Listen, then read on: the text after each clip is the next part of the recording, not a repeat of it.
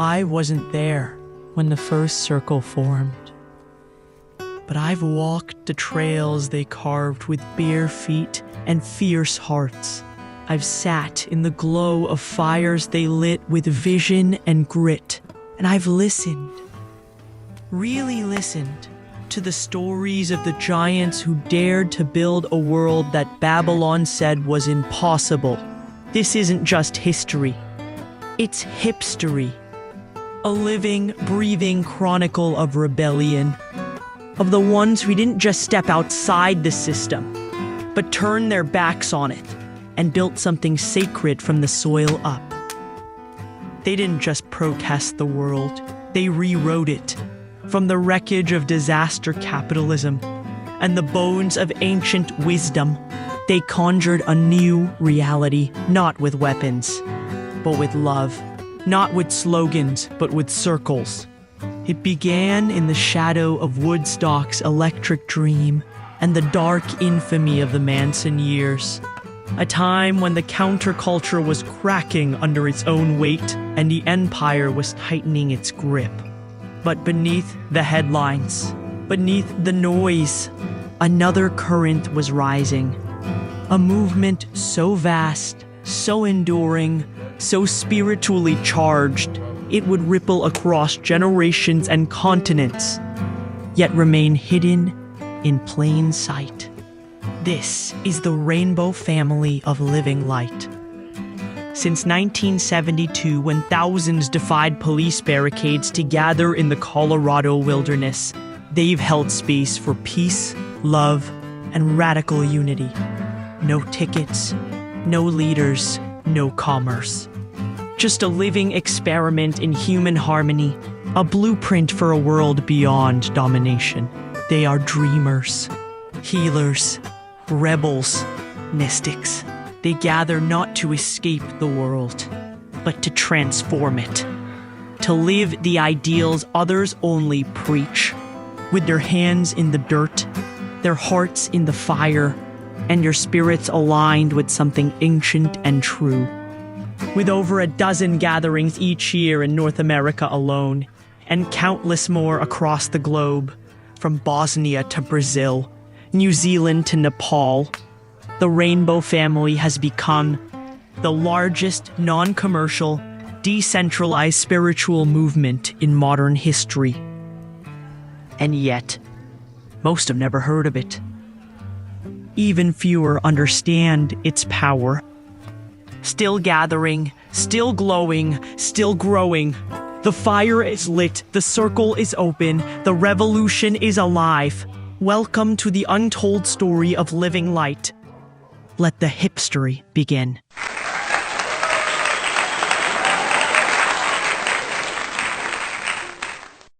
I started in the theater, but before that,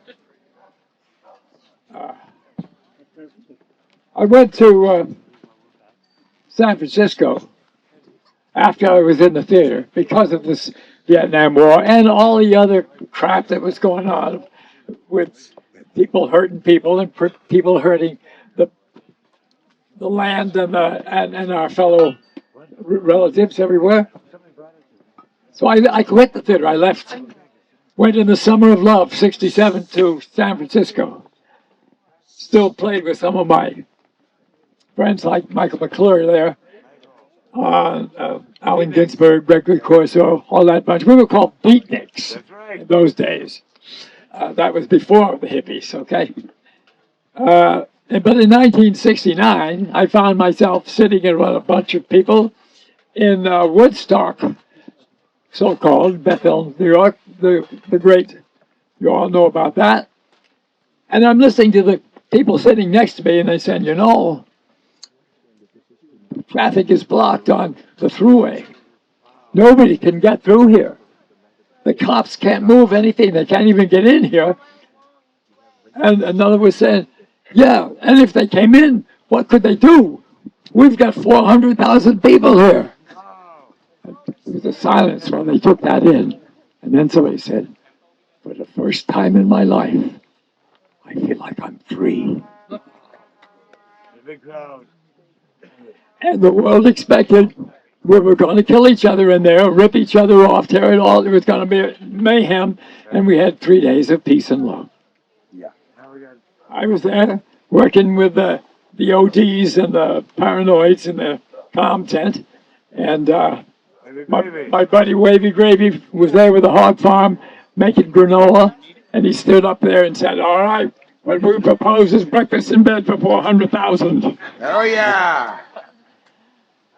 And that was the background there. But in my theater, I had 2 friends who had another theater group besides mine. Julian Beck and Judith Molina. The Living Theater, the most radical theater that America has ever had. And we were good friends. I had my own group. I sent them actors. They sent me actors. And but one thing I did was I took their little boy, Gary, to a kindergarten because I was a kindergarten teacher. So at 4 years old, I had little Garrick Beck by the hand. Ah. And when I got into my own commune in San Francisco, I got a little letter signed Garrick and Karen Beck, inviting us all to a huge gathering. There was nothing to pay, no big stars, no commercialism, just us, Rocky Mountains. And I said, little Gary Beck, oh my God, I got to go. And I got together a whole bus full of people. We all went. We found that there was about 3,000 people there already in the parking lot, couldn't go in because they had put up a blockade. They didn't want us to go in. Governor Love put out an edict that anybody found hitchhiking should be popped and put away. We had somebody come in with a backpack and a big lettered sign on his back saying, I am positively not soliciting a ride to Granby, Colorado.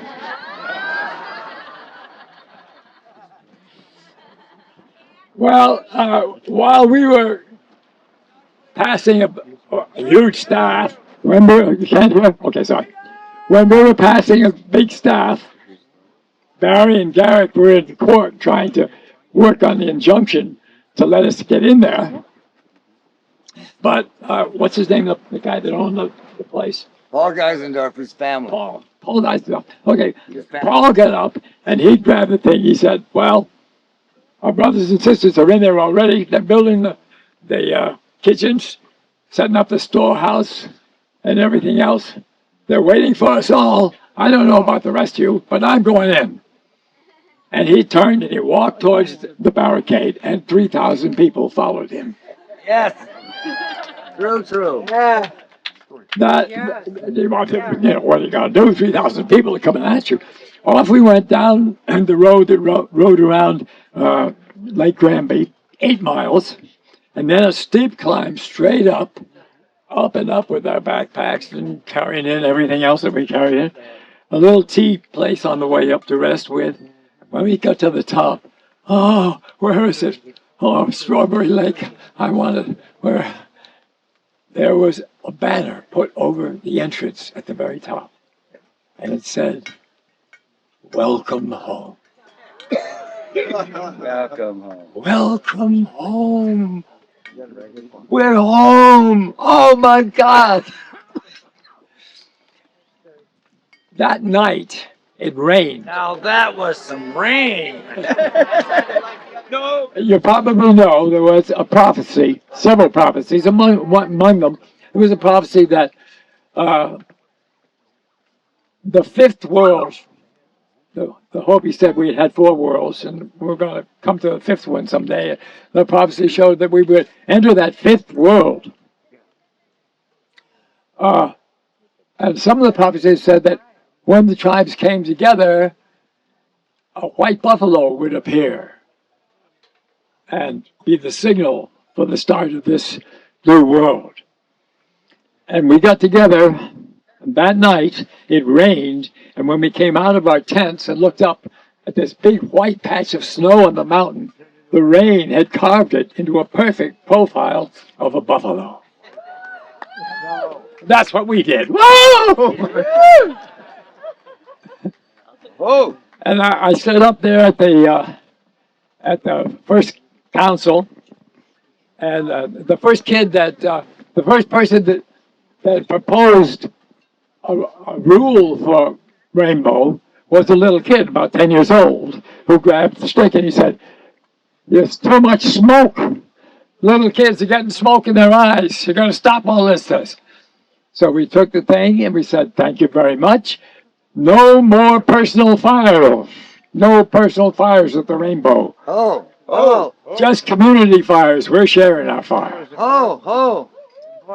So after that, we had some discussion about where we should go on the 4th of July for Independence Day, peace, meditation and all that. And it was a long discussion, and I put in my oar finally, of course, as I always do. And after I had an extended speech about staying together and all that, here comes Garrick running up to me saying, "Who are you? That was great. I want to know you. Tell me who you are." I said, "Well, Garrick, I used to take you to kindergarten when you were 4 years old." Yeah. So it finally decided that some people would stay. And on the 4th, the night before, we started a pilgrimage in the evening down and walk all the way to Table Mountain, flat top mountain sacred to the Arapaho. And we would see our 4th of July through on that mountain in silence. The silence would stay in camp too. Some people just didn't want to be left in the camp. But we'll see. We're together anyway. Beautiful march. I wish you'd been there. Just the lights going through the woods like this all the way. I must have been 5, 6, 7, 8 miles. I don't know. To Table Mountain, and we all gathered together. And again, I'd like to take you there that moment in the dark. We're there. We go out, and we all stand on the edge watching the east as the light comes. And then the sun comes up on us all. The dawn of a new day, a new world. And that's us. Oh. We're from everywhere. Oh. All over the world. All the races, all the religions, Yeah. old and young. Whoever we are. And we stayed there all day, broiling sun, naked, of course, mostly because we were, who would want to have a cover to the sun at that point? One little old guy in the center with us, naked in a wheelchair, or kind of shriveled up little gray beard. And I met him there for the first time. His name was Ken Kais Jr. Oh. And he wrote a little manual about living love. And he started the Living Love Center in Berkeley. And I was learning from him for a long time about unconditional love. If you've heard unconditional love, that was his word to begin with. He was a man that had become paralyzed when he was a young man. And somehow or other, he'd gone through enough to be the highest being that I'd ever met. As he just looked at me from that wheelchair and just shined on everybody. I said, "Well, this is enough. We got it here." When we came down from the mountain there, all fasting all day and all hot and dry and I have to back up and tell you, we had our problems with the town of Granby. We had those of us, our children, our brothers and sisters who, difficult times, and you get them into a commercial situation, they're likely to take home things that they hadn't paid for. And so there were some problems that we'd go down and bail out some of our brothers and say, hey, let's be good to our neighbors. And they appreciated that a lot, that we came and tried to help each other out and paid back for everything that was taken and so forth. And so when we came down off the mountain, there was a huge pyramid of fruit donated by the town of Granby for us. That was lovely. I was telling stories in every camp at that time and got to know a whole lot of folks. And as we left, these original inspirators, Barry and Garrick and those rainbow folks from Oregon and Montana, they had envisioned a great gathering and a symbol and whatever, but there was no thought of our staying together or going on. Some people thought, yeah, let's go stay together, let's just, but that didn't happen. We didn't have a place to stay. So everybody went living thinking, this ain't the end. This is the beginning. How's it going to go? And, well, what happened next was one group of our people, and Barry's the one to tell this story. He'll fill this in much better later. But one group of our people from Oregon, the Christ Brotherhood, had decided that Paradise Lake was a good place to go in Wyoming, which has a state flag that was white buffalo on a blue background, without much consideration for the folks who lived there on the Arapaho Shoshone Reservation. So Barry was smart enough to realize they better get in touch with the elders out there and the people themselves and say, is this okay? A bunch of hippies coming. Are you kidding? Oh, forget it. On our land?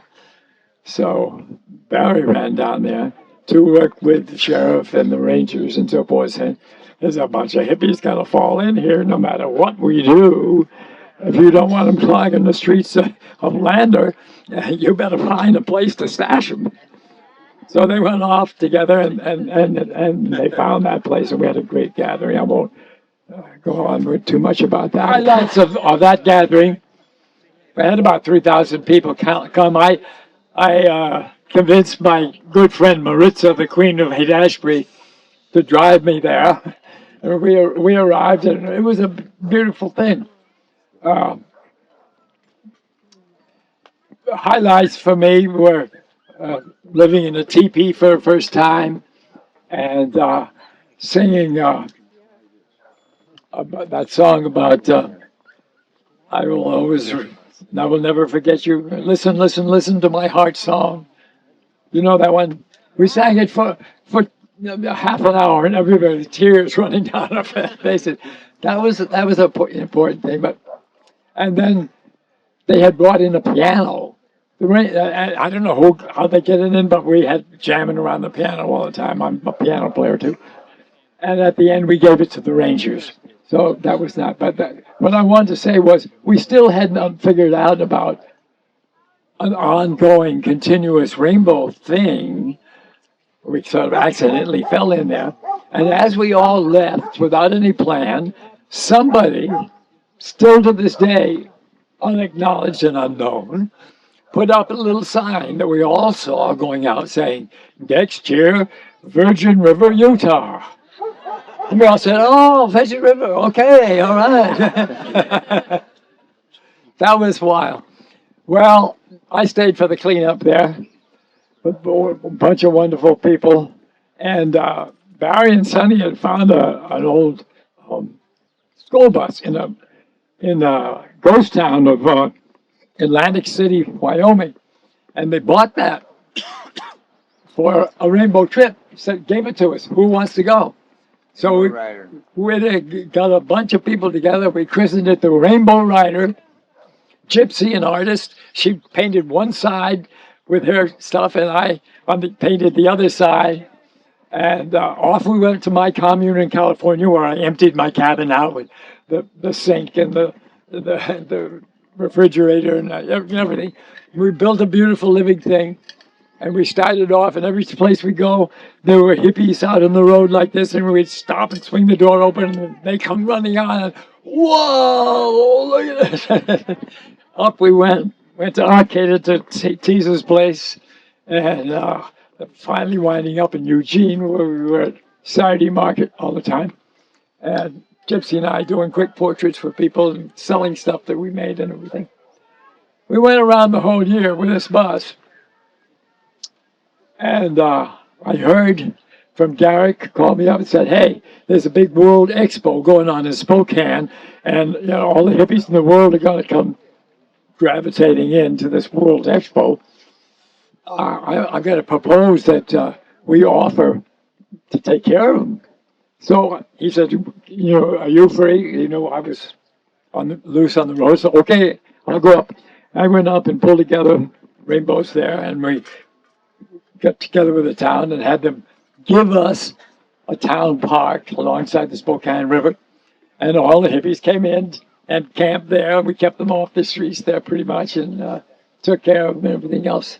That was really nice. But we got to thinking, what's this about Virgin River, Utah? Time is coming. Nobody knew. So we jumped into our vehicles and went down to Utah. And we found that the Virgin River goes through Zion National Park. Well, that was enough for Chuck. Oh, Zion! I'm going back to Zion now. Problem is, Zion National Park requires an entrance fee. Low, but a fee, not for us. We don't pay for this stuff. So Chuck stayed.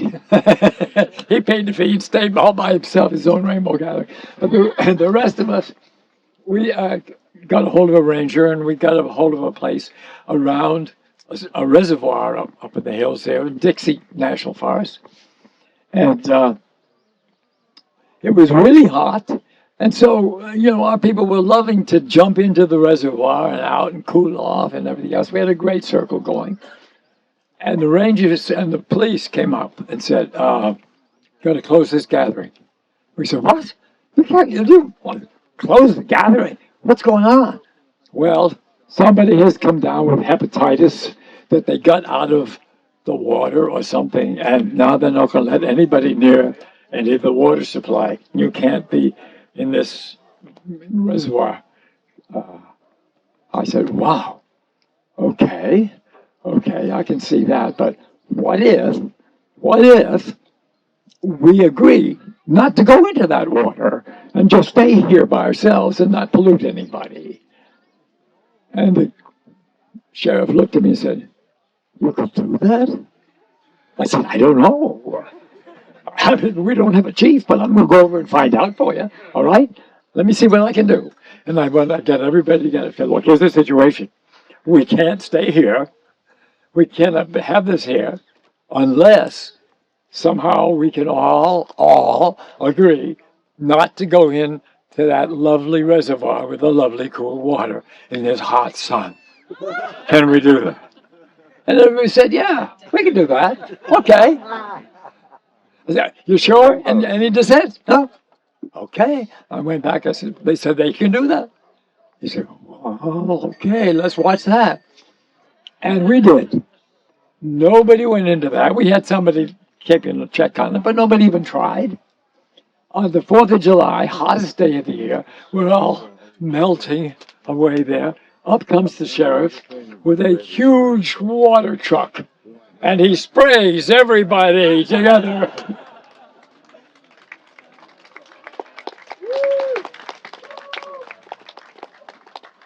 So then we had a nice peyote meeting after that, and then we had the first Vision Council.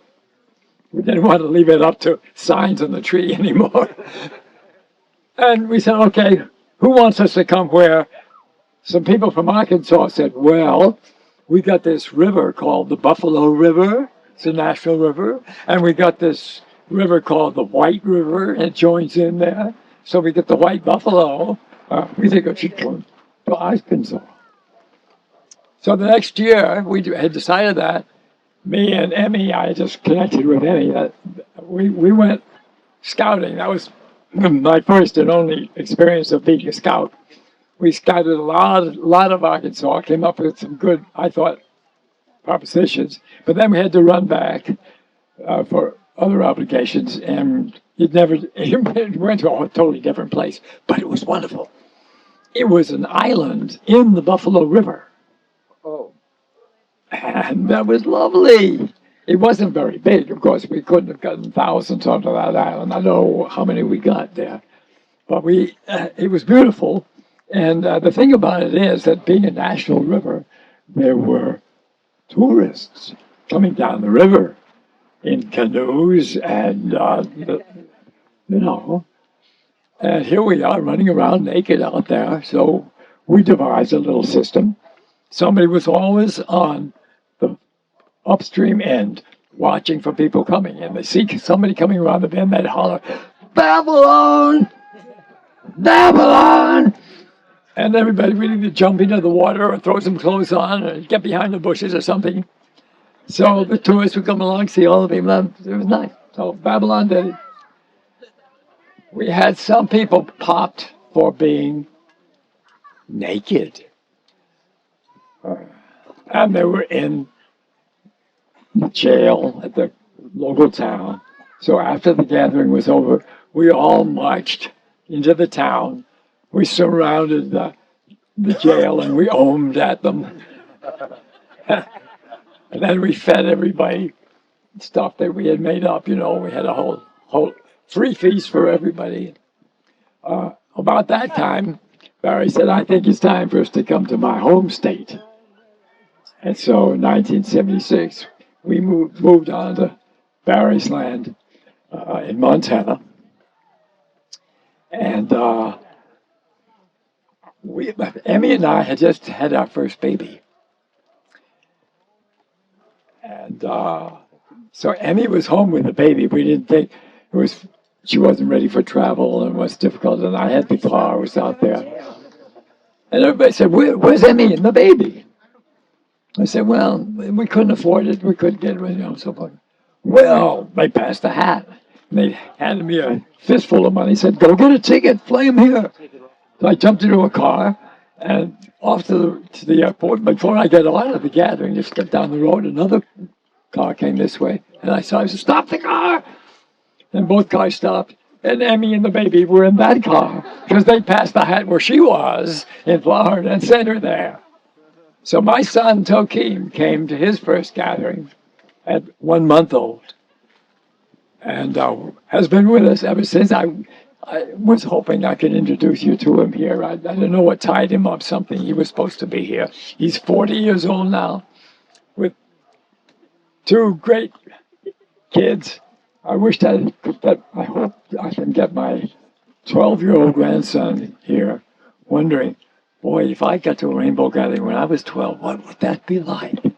I want to blow his mind. But anyway, the next gathering after that we went to was in New Mexico along the Gila River. One of the fond memories I had of that one was the way to get grapefruit down the river.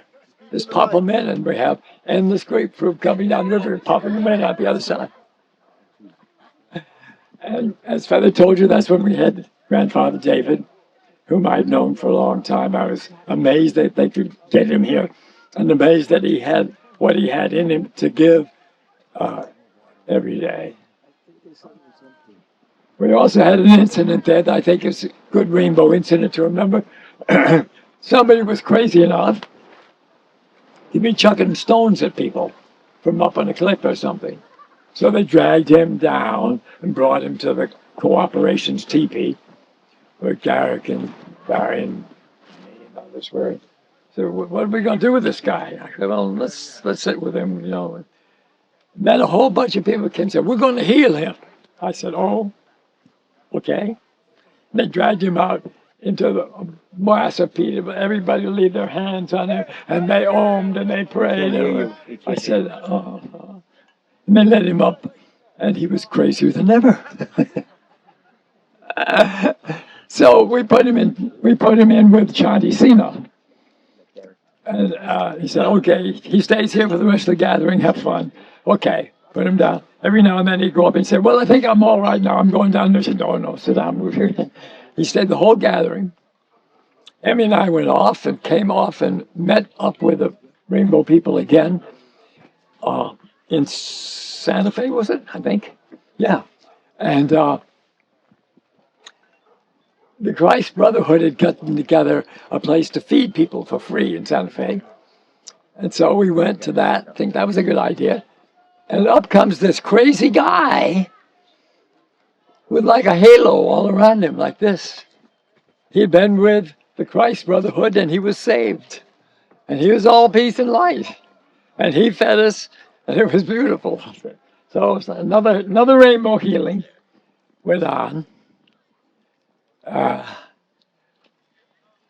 We went back to Oregon, had a beautiful gathering there. That's when I brought my friend Sun Bear, the Chippewa, in to check it out. Hungry Wolf came, and Papa San Eastman from the Lakota came and did a pipe ceremony with us all. Penny just filled that story in for me. Maybe she can tell you later.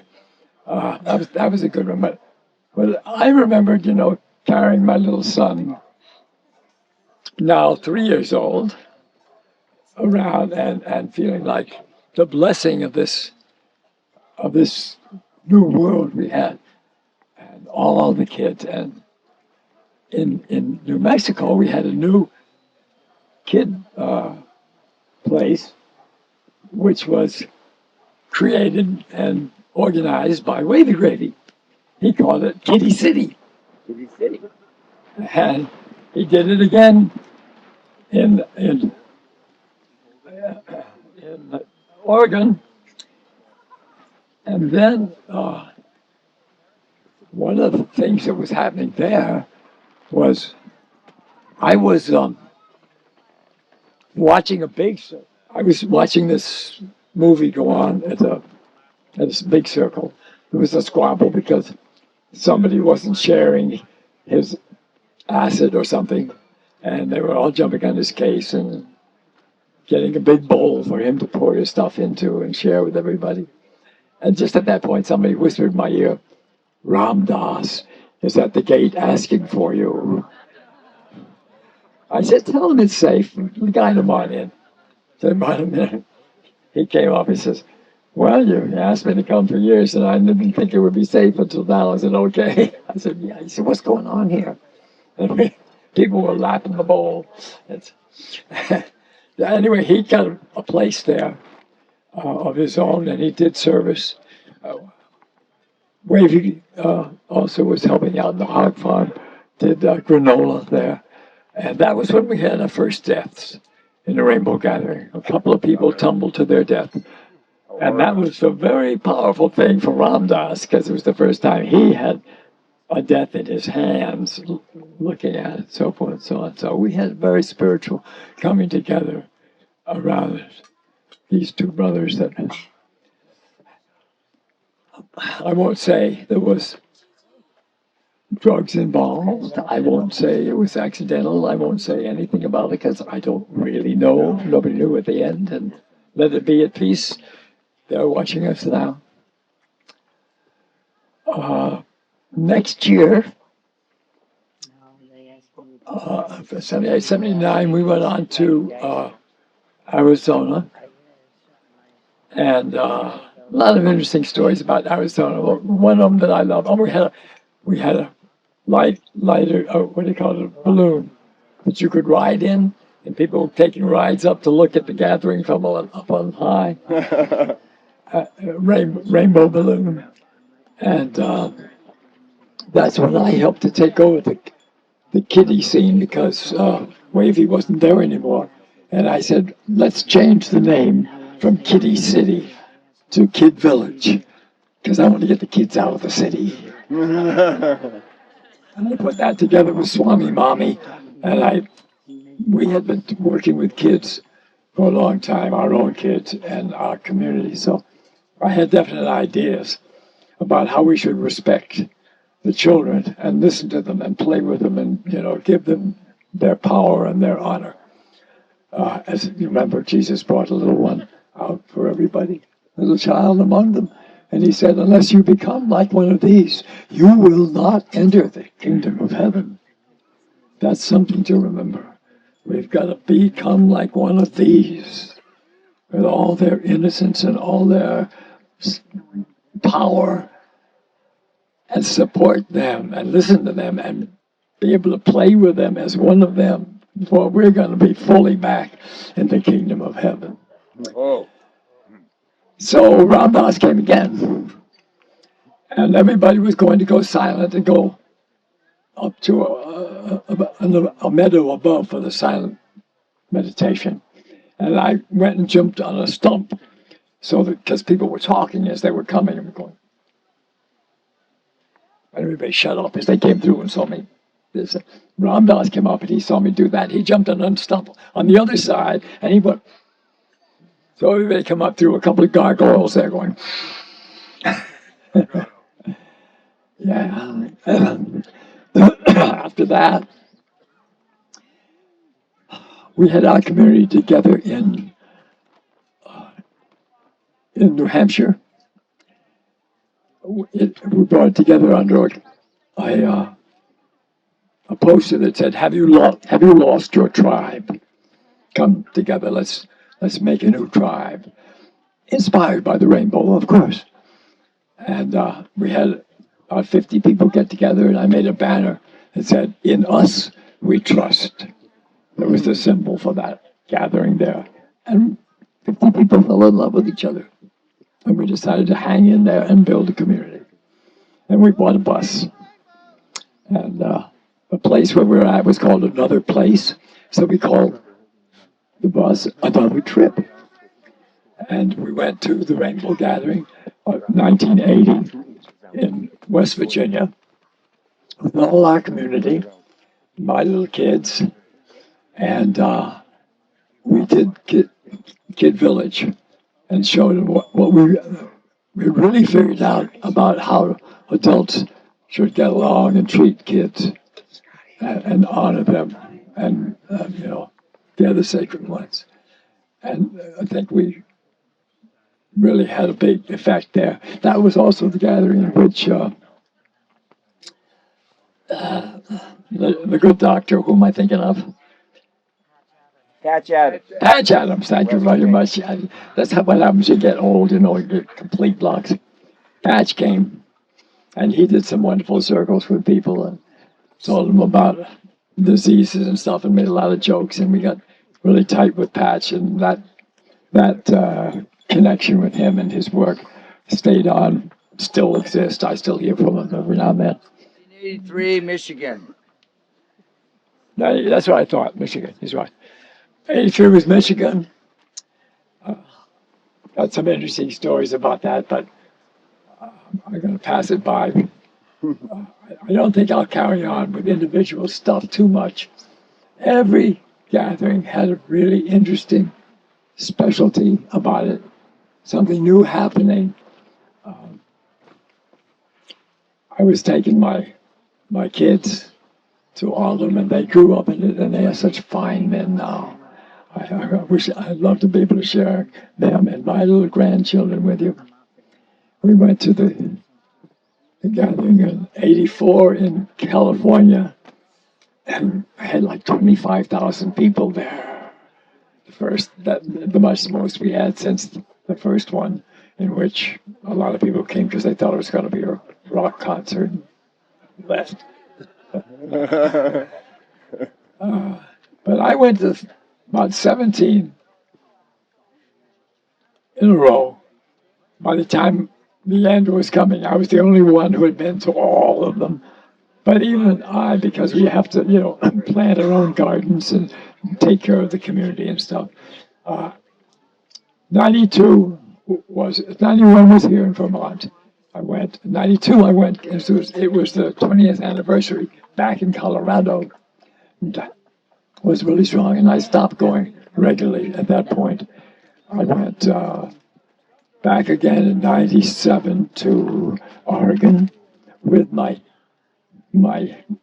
growing teenage son, and I went to another gathering somewhere early in the 2000s.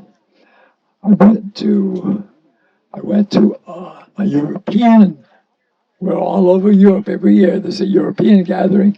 In '88, I went to the European gathering, which was above the Arctic Circle in Norway, a little Norwegian island. You have to take a ferry there. And a small island had a small group of alternative people living there, happy to welcome us. They all lived on the southern edge, on the northern shore. Nobody, and we went in and had a rainbow gathering. Nobody ever knew what time it was because the sun just went around like this.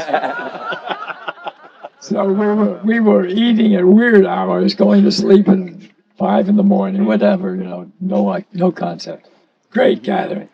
Lined with, and then in 2003, I again took my son Tashin and my wife Elika, and we joined up with George Seaman. He's around here somewhere, who I told you about before, of Organic Valley, and his daughter Cedar Rose, and with Dave, Diamond Dave is around here somewhere, and with Felipe, who is doing Kid Village.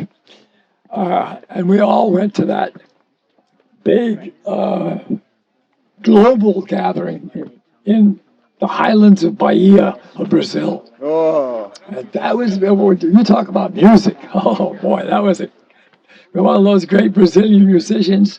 And we rocked, it was great. And the last gathering last national I was at was 2009, because that was the year of my 80th birthday. And I came and celebrated the 80th birthday with all of you.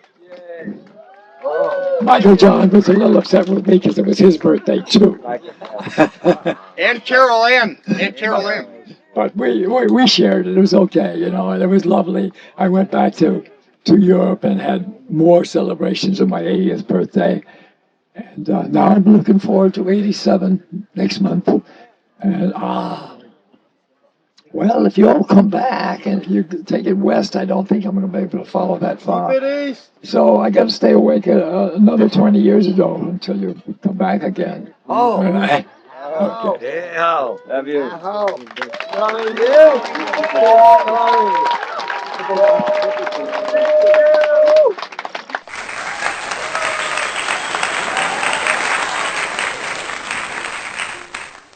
I'm Feather, and I've been a volunteer at the gathering since the first one in '72. Thanks. And just a tiny bit of background about I was born in Glen Burnie, Maryland, and raised in Baltimore. Wow. And I always thought when I was a little kid that I'd been adopted or something, because I was not at all like my family. And I had a vision, a real vision, when I was 5 years old. And I need to share this because for the last 63 years, it has guided my life. So I was 5 years old. This was a dream. And I dreamt that I was home with my mom and dad and my brothers, and we just had dinner. And it was kind of, family evening time. And my mom was washing dishes, and my dad was reading the paper. My brothers were playing a game. So I was born and raised in, on the East Coast here. And I love the woods in Maryland. And I'd be climbing trees all the time. I had a tree that was up over the roof of my house. My parents had a 2-story brick house in Towson, Maryland. And I would climb up the tree up above the roof, and that's where I would hang out and hide out. And it was a place where I felt most in tune with nature, because I was up with the trees, the sky, I was holding the tree, the earth, and everything around. So this dream that I had, this vision that I had, I'm going back to that. All of a sudden, all of us in my family, we just stopped what we were doing, and without saying anything to each other, and we walked outside into the backyard, and it was just dusk. And I looked over the fence at the neighbors over here, and they were out in the backyard with all their kids, and these folks were out in their backyard. And then the people who lived behind us had this big hedge. I could not see them when they were out in the backyard, but I sensed it, that they were there. And then all of a sudden, this grid just went out of light all over the planet. And I saw the children in Africa and China and all the families everywhere at that moment stopped what they were doing and went outside. And every single human on the planet looked up into the sky, and there was this beautiful vision of this being that was all made of quivering, translucent light. and it filled up 3/4 of the sky. The face was just so incredible with these eyes that just look clearly, with the arms out and the eyes look clearly into every eyes, all the hearts of all the people on the planet at once at that moment. And we all realized that we were one family on this planet, every single one of us. One universal rainbow family on our planet. And it was so exciting. It was just so exciting to me. And then I woke up and in the morning and I remembered this dream, and I was just blown away by it, but it was so sacred. It was so special. I couldn't tell my parents about it because I already knew that they wouldn't really understand, and I had to keep this secret, this sacred thing that happened to me. So I became a hippie as soon as I had the first opportunity to smoke some pot. I was 13 years old in 1960, which puts all my teenage years and early 20s right there next to DC for all the protests, the civil rights, everything that was going on. I got into it. And then I had a beautiful daughter already. I got kicked out of school in 11th grade for being pregnant, because that's what they did back then. Even though my dad had been vice president of the PTA under Spiro T. Agnew the year before. Anyhow, it was a big trauma, but I did just fine. I ran away from home. I had my beautiful daughter, and she is now 51 years old. Wow. She also came to the 1972 Rainbow Gathering, but she was only 6 years old then. Oh. And I was 23. So after I got a teaching degree, I've been an art teacher my whole life. I've been a horse wrangler, a wilderness guide, all kinds of stuff like that. I taught for a year in Baltimore, and then one of my best girlfriends and I decided we wanted to go west. We wanted to go to California. We wanted to experience it.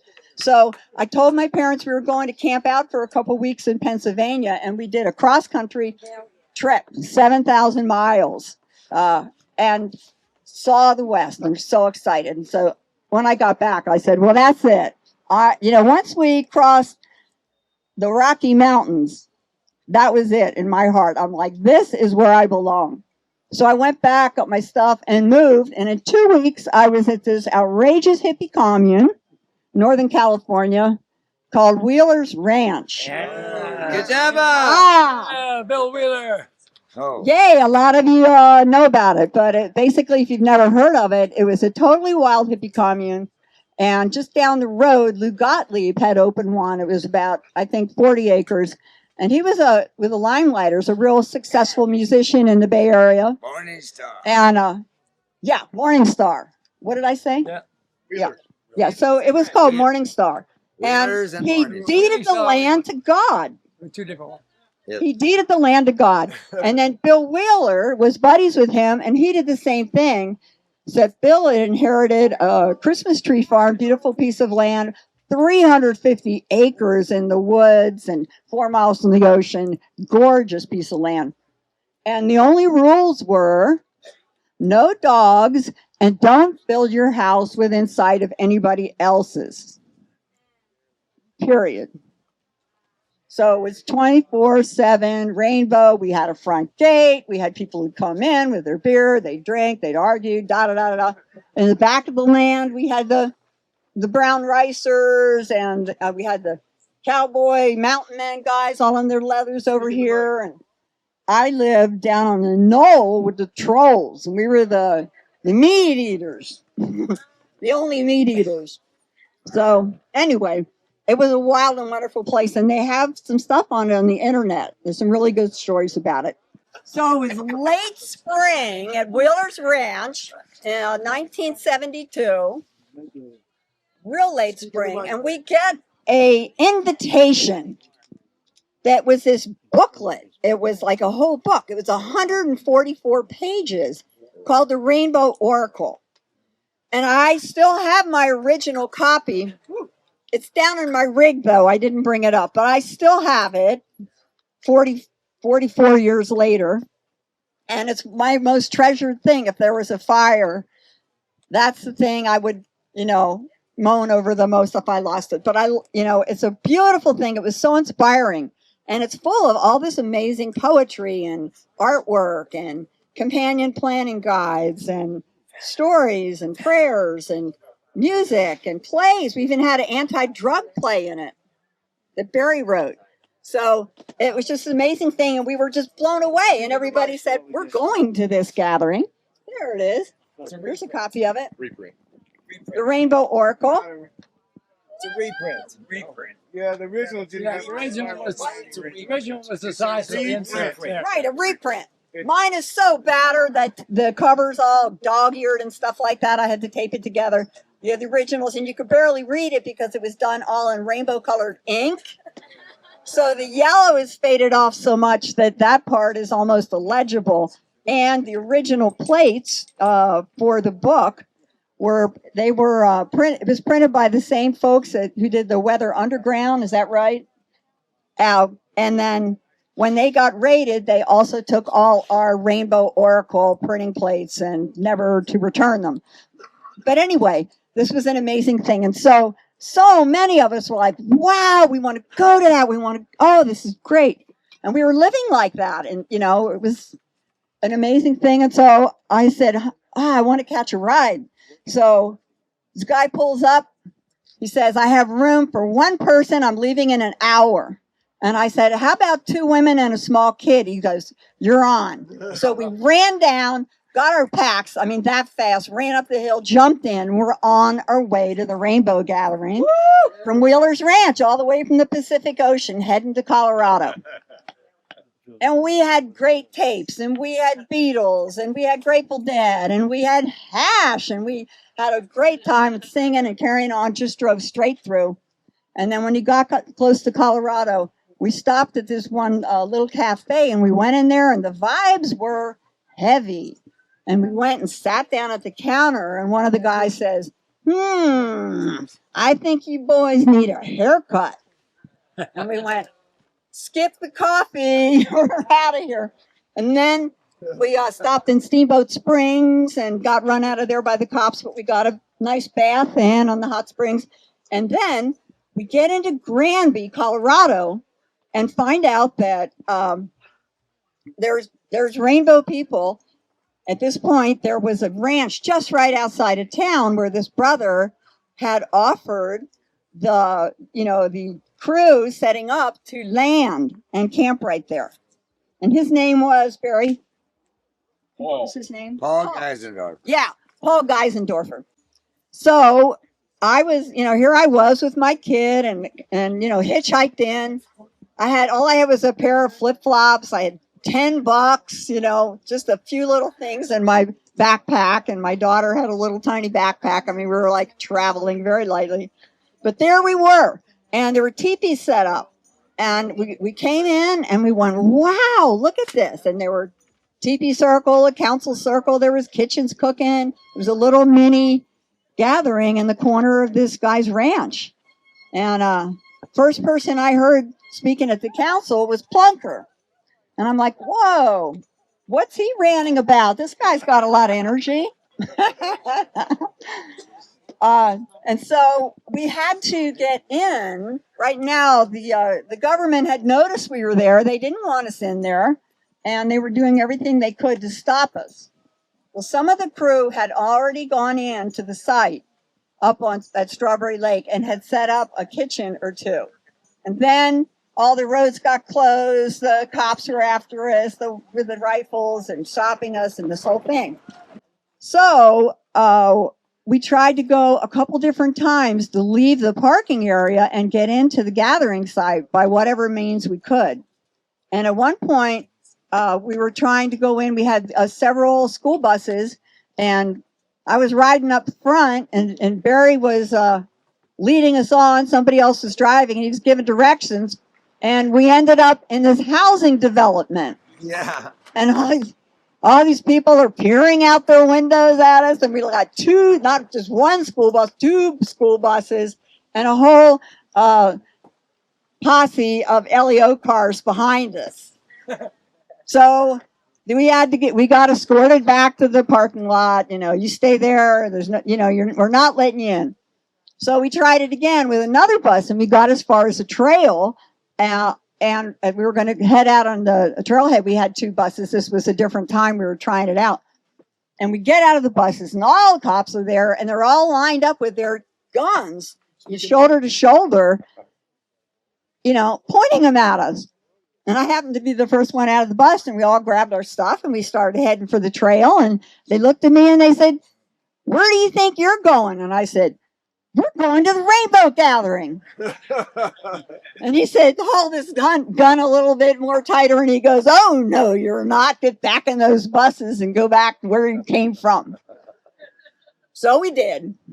It's worse than the situation we have on the road now, you guys. This was a lot worse. So we went back. And then, oh my gosh, this is when a couple days we're trying to get in there. And we knew there was a gathering happening. And meanwhile, we're trying to, Derek was trying to deal with the legal part. He'll explain that more. But, so it was about 2:00 in the morning. And then here comes the next plot on how to sneak people in. Well, Barry's going around to the campfires, and he says, "Okay, anybody wants to go in now? We're going in. We're going to be hiking in, like 8 miles down the railroad tracks and 10 miles through the national forest. And we'll be there by tomorrow morning. And who wants to go?" Well, of course we wanted to go. And someone had given me a little piece of ginseng, and I gave it to my 6-year-old and said, "Keep this in your cheek. You're going to need it, honey." And we tried to sneak across the road in Granby. It's 2 a.m. without any cars seeing us. We didn't want to alert the cops or anything. And Barry's like, "Shh," doing this thing, trying to get us across the road. And there are about 30 of us. And right in the middle of the road, a car starts coming when I was in the middle of the road. And I was trying to hurry, and I broke one of my flip-flops, and one of my pack straps broke, and I'm hobbling across there. And now I'm barefoot.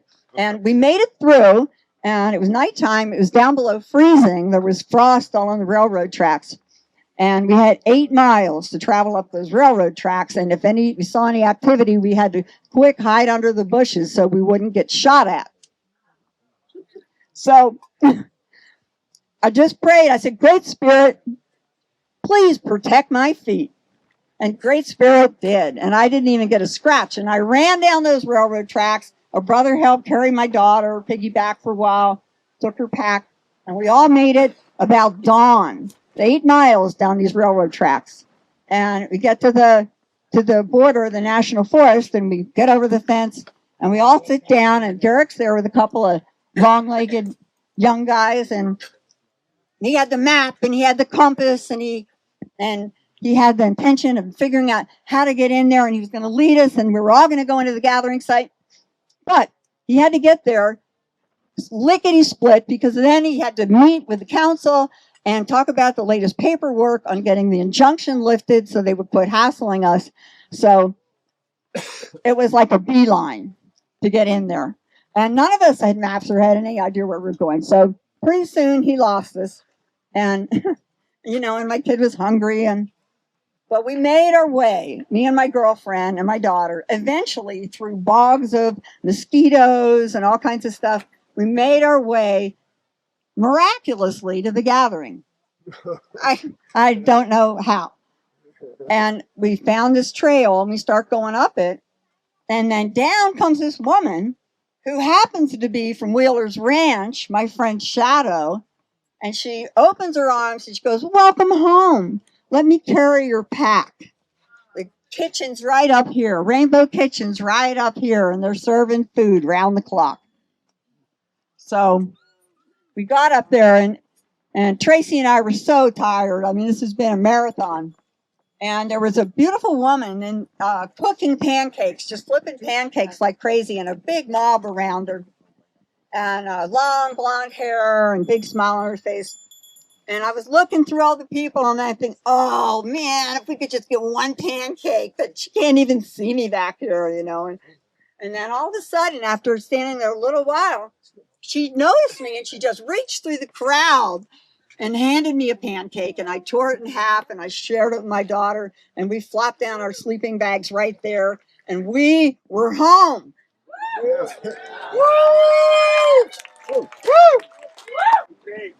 So here I am at Rainbow Kitchen, and we just decided, my daughter and I, we just worked our way from kitchen to kitchen helping out. And the next one was Faith, and I chopped wood and carried water and cut vegetables. We spent one night there, and then we went further. We made it to Love Kitchen with Love Israel and all the crew there, and that was pretty exciting. And I was flipping pancakes and helping out there.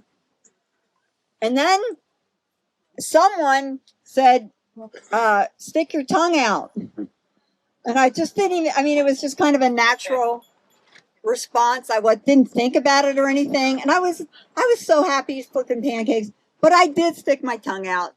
And then about 20 minutes later, my spatula turned into rubber. And I'm going, oh no! I was having so much fun cooking. But I gave up my spatula to another willing helper and rolled down the trail and got into this hug ball. And I'm glad to see there's lots of them at this gathering too. I got into this hug ball with one of my friends from Wheelers. There's so many of us there. We were hugging on the trail, and then more and more and more. Pretty soon we had 50 people in a hug ball taking up the entire trail for I don't know how long. And we were singing all along the watchtower and hanging on each other. And then it would thin out and people would go and do stuff. And then we'd all come back in and there'd be a bunch more. It was just the most fun day. So there were, I don't know, maybe at least 50 kitchens or more at the gathering. And I eventually ended up at Harmony Kitchen. And it turned out that a bunch of the Wheelers Ranch folks who had gotten there by all different methods, we had gravitated there, so we had a Wheelers camp. And my friend Annie didn't have enough blankets, and it was still snowing up there. This was early before the gathering. And she said, how about we all take all our blankets and bedding, and we'll make kind of a lean-to and one big bed. And we'll put in all of us, the kids, the dogs, everybody, and we'll just make one big bed, and we'll be really warm tonight. And we said, oh, that's a great idea. So we did, and it was really funny that night.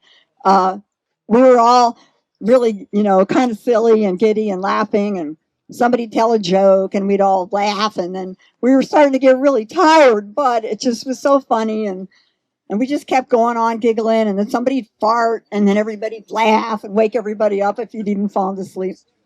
But it was a beautiful gathering. It was just incredible. And the prayer on the 4th was really significant to me.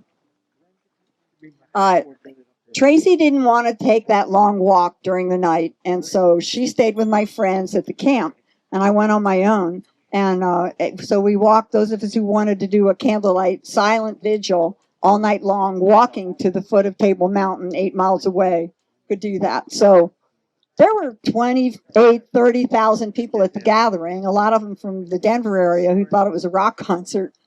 But so some people didn't know what was going on, or, they just stayed in the camp. So thousands stayed in the camp, and those of us who did want to go and pray and understood what was happening or heard of it, the thousands of us did that at the same time. So we walked up. I walked up just as dawn is when I was climbing the mountain.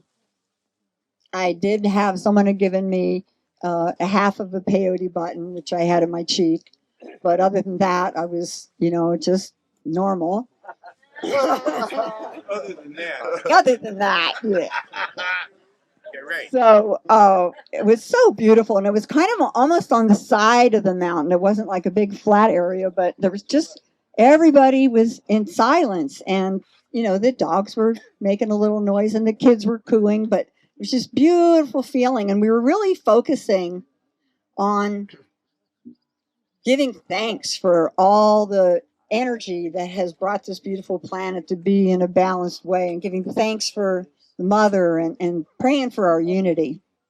And so this was, to me, this prayer was also all about that vision I had as a 5-year-old with all of us there. And there were so many different cultures and colors and ages and people in wheelchairs and animals. It was just amazing. It was so spontaneous. And we were in silence for a long, long time, and it spontaneously, it just broke out into song and laughter and hugs, and some of us kept meditating silently, and others did other things. And so after a while, there was I'd read in the oracle that there was a pile of mysterious stones, and that we were to bring a little stone with us to add to it from all the different lands. Well, I thought I'd wander around looking for it, and so I did, and I found it, and I had my little stone in my pocket, and I put it on the mysterious pile of stones with all the other stones, and there was deer antlers and turquoise and all kinds of cool stuff on it. And then I heard some music, some strange sounding music, and somebody like telling a story, singing a song. And I look over, and there's Plunker, and he has his plunker, and he's doing the song and story of Rainbow Pied Together. That's based after the musician of Hamlin. I think that was the name Pied of it. Piper of Hamlin. Huh? The Pied Pied Piper. Oh yeah, the Pied Piper of Hamlin. Really cool. So I went over there and listened, and I think we smoked a doobie with some folks, and then it was getting later, and it was just so beautiful there, and I just felt the energy so strongly. I didn't want to leave the mountain. A lot of people were leaving because we didn't have kitchens or shitters, or everybody went back to camp pretty much, except for just a couple of us. And so I thought, well, I'll just kind of walk around, do some cleanup, and see if I find anything that people left that we need to get off the mountain. So I was walking around. The only thing I found was a down sleeping bag. That was a good ground score. And no garbage. And so we kept walking up the hill, and Barry found a conga drum. Yeah. And there was a couple other folks with us. Now, in these memories, they're all the parts of the crystal of our stories. So mine deviates here probably from everybody else's memory because this is what happened. So from my perspective, and remember, it was only a half peyote button early in the morning. That was it. So we were sitting up on the very edge of this beautiful ledge, about 6 of us, and playing the drum and singing and chanting, and the sun's going down, and it's gorgeous, and there's snow-capped mountains all around us, Rocky Mountain National Park, and it was just amazing. And as it got more and more dusk, we had our eyes closed, we're singing, we're so into it. I felt this urge, this calling, that something was kind of pulling me. So I turned and I opened my eyes, and I saw this beautiful star that looked like the evening star just coming out, very bright. And then as I looked at it, it got even brighter, and it looked like the morning star, because when you see the morning star, that's even more brilliant. And then it looked like it was slowly moving and coming towards the valley. And I'm looking at it, and all of a sudden, this voice starts speaking to me in my head. And they said, "We are your brothers and sisters. We are one with you in love and light. We want you to know that what has happened today has raised the entire planetary vibration of the earth."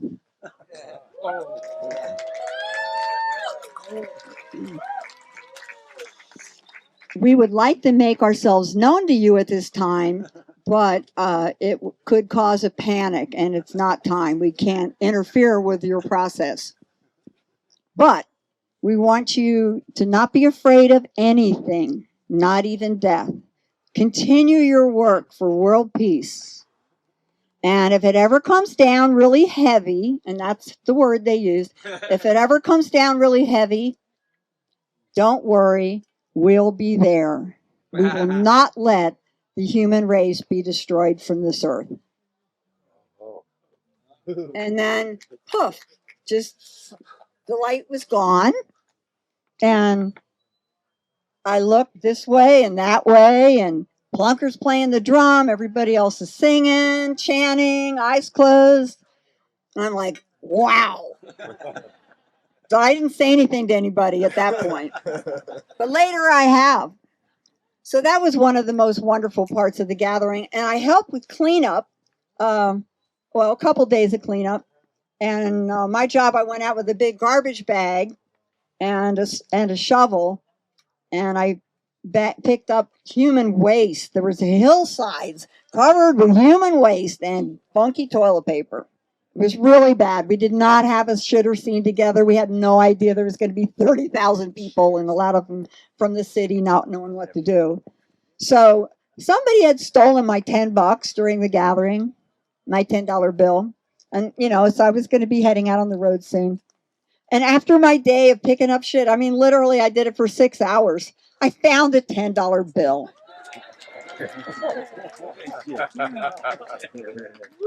And then a couple days into cleanup, I met this guy named Jason, who I was very attracted to, and he'd been camping near me, and we got along pretty well. So we ended up hitchhiking off together back to New Mexico to General Mustangs with him and another couple of people. We had a place out on the edge of a ranch, generaling Mustangs the old traditional way. And so that's how we continued on from there. So that's pretty much the most important highlights to me for 72. There's lots more details, but I'm going to pass this on to whoever is next. Me.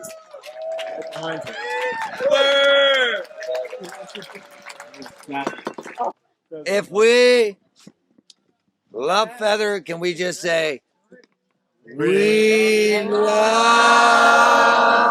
you? Again and again and again. One more time. Feather! We love you.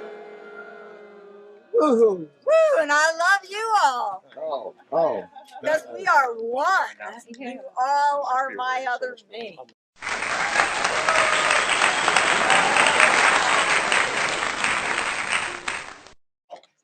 My name is Garrick Beck. There you go. And if you're going to have me say my name, I'm just going to jump ship here and say to the side, to a different ship, and say, I come from a kind of pioneering, radical, off-Broadway theater family. Yes. And where I grew up as a kid, human justice was a dinner conversation. It was the ecology of the earth was stuff we talked about while we were driving somewhere. This in the 1950s. All these challenges that were hard for people to come to grips with in Middle America, in Iowa, and in all the backwoods or the conservative, right-wing, uptight, militaristic scenes. Where do they get the ideas of peace and justice? I was handed these on on a paper plate by my parents. And when I meet somebody who grew up in some family in Middle America and went through all these steps of understanding human justice, understanding the ecology of the earth, understanding the global family, I'm like, wow, you have come from a long, long way.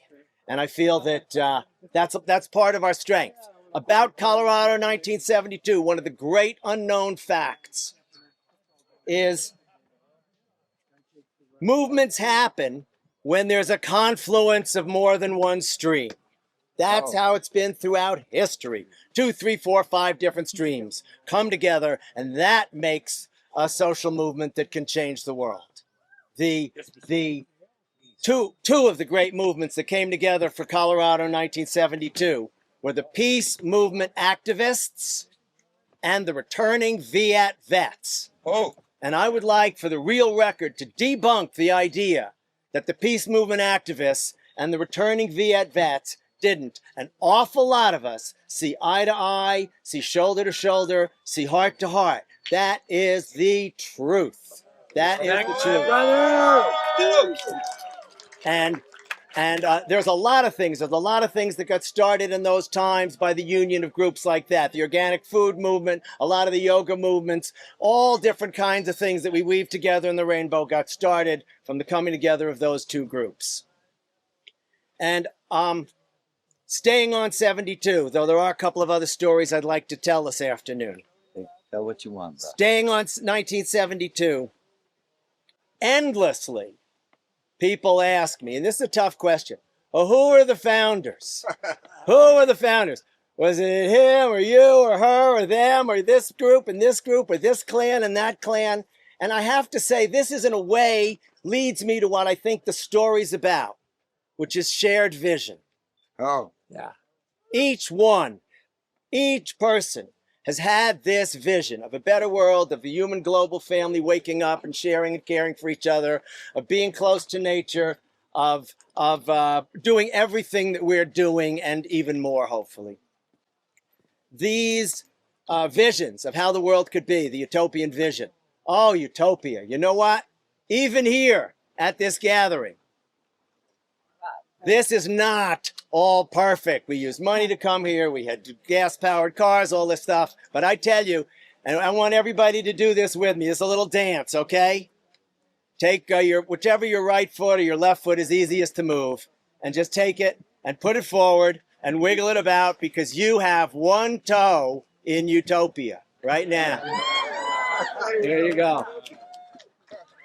So, seriously, when I realized that everybody who came to that first gathering, every single one of the 25 or 30 or 35,000 people, every single one, they didn't come to Colorado 72 because they heard it was a great party in the woods. They didn't come because they heard the music was good. They didn't come because they heard there was donuts and fancy foods and circles and all kinds of fun things. Nobody knew what this was going to be. Nobody knew what it was going to look like except in their own mind's eye, said Shakespeare, in their own imagination, say all of us, in their own vision, say those who have had a vision. You understand, everybody who came had the vision, and it expressed itself differently. In some cases, one person talks about birds flying over the mountain. In another case, somebody talks about streams coming together. And that's how we see these visions. And then you talk to somebody else about it, and they say, yes, I've seen that too. And that's who came to Colorado. And I say all 25 or 30 or 35,000 people who came to Colorado, those are your founders, because they are keepers of the original vision. Oh. On the other hand, anybody who came to a gathering once and then decided to come back, you are also on the same first page of the book. Because if we really do this and this really spreads around the world, well, then indeed we are on the opening page and the opening chapter of a book that maybe will actually help humanity grow up and evolve, expand, and live in harmony and peace. And that last line is a quote from the invitation to the gathering. And I will leave Barry to tell more about that a little later. What I'd like to do very much now is tell quickly the story of Vortex, because Vortex is really rainbow roots. And we have, in the late 1960s and those times of the Vietnam conflict, we have this huge peace movement. And it's huge. It's like half the country. And yet, we're not getting peace because the powers that control it are keeping the war going. And what's happening is the peace movement is becoming more and more frustrated and more violent. And this was a problem. And we started forming the affinity groups and teaching nonviolent practices. We were doing that, and the No Nukes movement 15 years later took this plan from us. Good.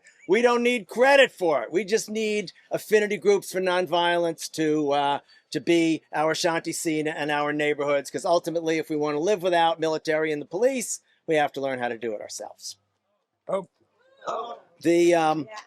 In these times, in Portland, Oregon, I was living with a clan. We called ourselves Temple Tribe. We had a craft store. We had a free store. And we would truck off periodically into the mountains and do our ceremony at the waterfall or at the beach or at the cave. It was how we did this. And we were active in all the peace actions in Portland, the marches, the sit-ins, the chain-ins. And we heard someone had donated a bunch of money to help make a demonstration while the American Legion was holding its convention in Portland, Oregon, and they were going to hold their convention, and Nixon was the nominee, and Agnew was going to speak, and then it was just a huge hawkish event, and it was coming to Portland, and the money was given to make a demonstration. So everybody we knew went to the demo planning meeting. Something was wrong here. The money was in the control of a very small group of people who said they wanted to make Portland the next Chicago. They wanted to break all the downtown windows as an act against capitalism. They wanted this. They wanted to catch the world's attention. They wanted to see news photographers bloodied. They wanted to see terrible things. And we said, what about peace and love? And they said, you've had 5, 8, 10 years working on it. Where are you? And we said, well, we just think we should make a really beautiful demonstration about all the good positive things in the culture instead of making more bloodshed, more conflict. And they said, oh, you just want a piece of the money, don't you? That was a tough meeting. It's a very tough meeting. Eventually, we kind of got thrown out of the meeting. The peaceniks of Portland got this is Centenary Wilbur Church, Portland, Oregon. Lots of people have talked about this. It's a turning point in the movement. And we walked out of there, kaboom, and we're sitting out in front of the yard of the church, and we're talking about, well, let's make something really beautiful, whether those people want to or not. And thus was born, and Koshal, rest in peace, another spirit to the next world, gave it the name Vortex. In the meanwhile, at the same time that all this is going on, we go, as Temple Tribe, to the Bellingham Arts Fair in Bellingham, Washington. There we go. And so we go up to Bellingham, and we've got a craft booth, and we're also part of the crew. And also coming to Bellingham is the clan, the Marble Mount Riders. I leave Barry to tell about this. And we met up there. And I leave Barry to tell more about that. Because where I really want to go is toward a place called Green Lakes. Very important to Vortex, very important to us. These folks who were involved with the Rainbow people, involved with us as friends, as political, social activists, as do-gooders, as neighborhood activists, these folks put out an invitation. The Light family. The Light family put out an invite to a place called Green Lakes. And it had something to do with somebody's birthday and some meditation. And let's have a get-together in the mountains quietly, just all of our friends. And we went up to Green Lakes, and there was the Mendozendo, and there were the Phantom Feeders, who were like a free kitchen. And there were every little thread that you see in this gathering had a thread there. There was a biker thread. There was a drunken thread. There was a healer thread. There was a yoga thread. There was every one of these had a thread there. I'd say about 80 or 120 people at the max, probably 80 there the whole time. And what was coming up the week later was Vortex. And in the meanwhile, the Vortex planning Portland, it's too long a story for all this afternoon. There's books and newspaper articles about it. But they had been bipping and bopping and inching and bumping along together. And we got this park outside of Portland to do this event in called Vortex One Biodegradable Festival of Life. And there were all these folks there starting to land at the place. And from Green Lakes, we showed up, 80 people strong, totally together, tools, savvy. We said, what needs to be done? Boom, we were building the stage. Boom, we were setting up the kitchen. Boom, these Explorer Scouts had dumped over 14 teepees as a civic duty to help avoid a riot in Portland. And, for example, all the hippie restaurants in Portland, they made the kitchen. All, you know what I mean? All the motorheads, they did the parking. all the rock and rollers, all the local bands. They did the bands. They did the playlist. But I have to talk about the very beginning of the playlist. This is all important stuff. The crowds are there. Everybody's still trying to get stuff set up. We're in the park. The whole thing is going on. We've got the 14 teepees. We've got 2 of them called rainbow teepees for the rainbow teepees. Talked about what they called in the medical world ODs, and they were very scared, especially because of the recent problems at Atlanta Pop Festival earlier in the summer. They were very scared of a lot of people getting very high and getting very freaked, and we said there are other ways to do it than trying to grab them and hold them down and shoot them full of Thorazine. There are other things that work. And so we had 2 teepees called rainbow teepees, which were, and a lot of the time what would happen is there'd be 5 or 6 people. They all came to Vortex together. One of them, the intrepid one, says, oh, I'm going to try 2 of those purple double domes. And because I'm a big kid, I'd take 2.5. And then, in 15 minutes, they're going, or they're saying things their friends have never heard them say before. And they're acting in ways their friends have never heard them act before, because they're in another world.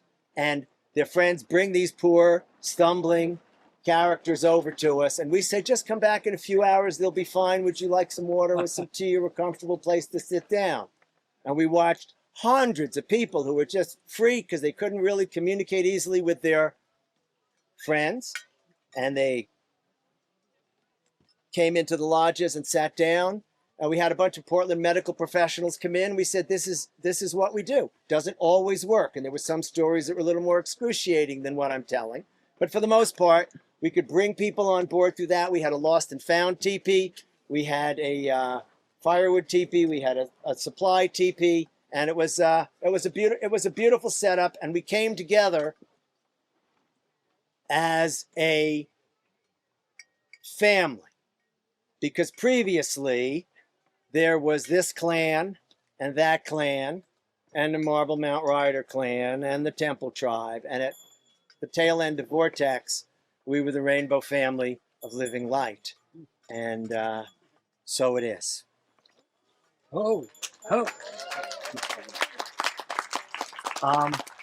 got time for one more here? Of course. Is that time for another? Sure, why not? Okay.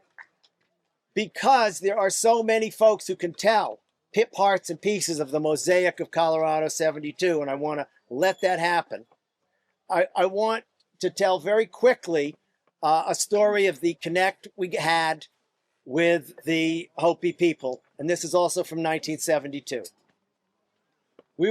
I was living at a farm not that different from what Feather describes, Wheeler's Morning Star. We were at a Rainbow Farm in Oregon, and it was front gate, it was people in, people out, healthcare, all of it at once on a small scale.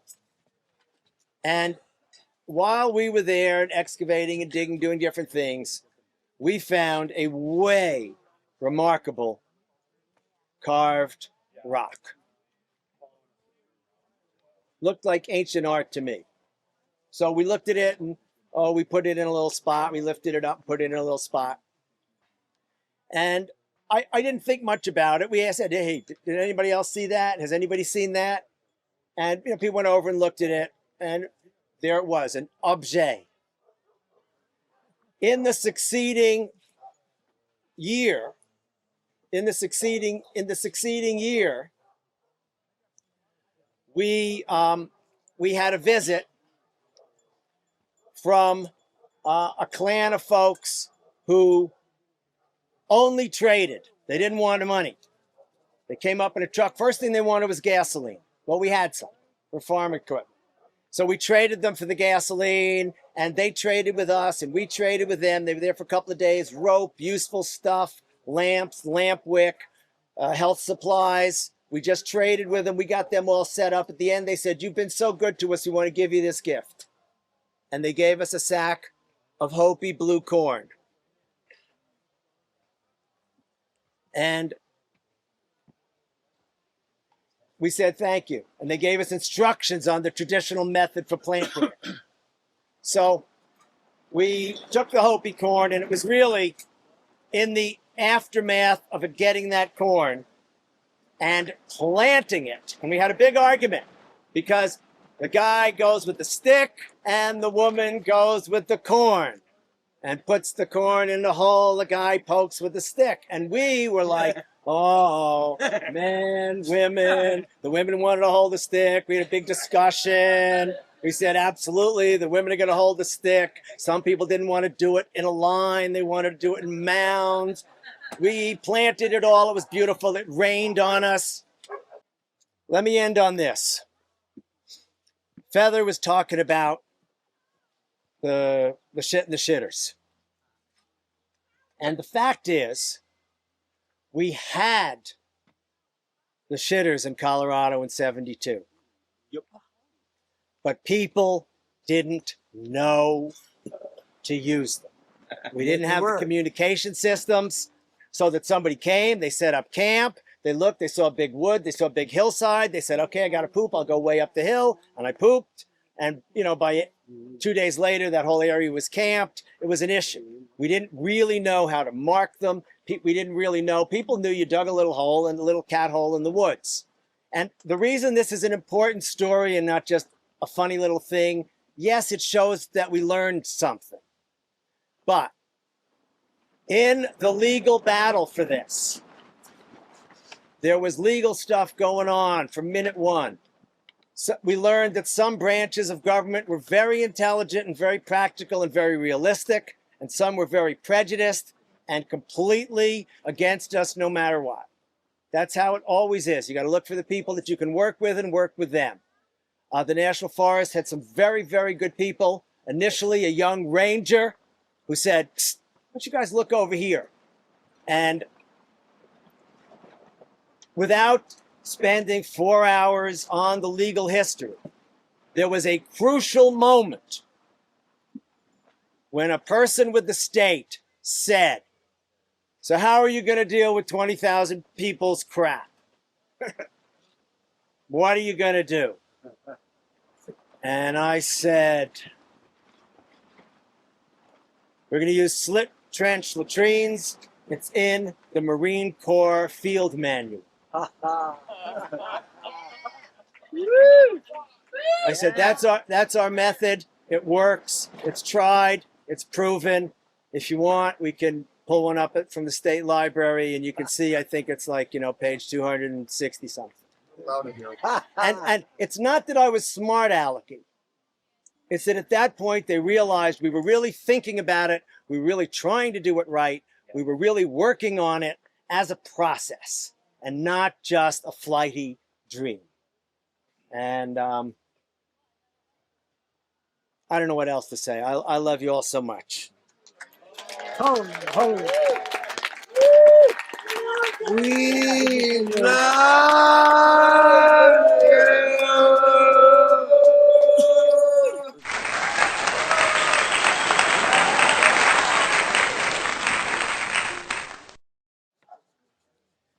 There I was, a wild youngin' born in New York City, Spanish Harlem.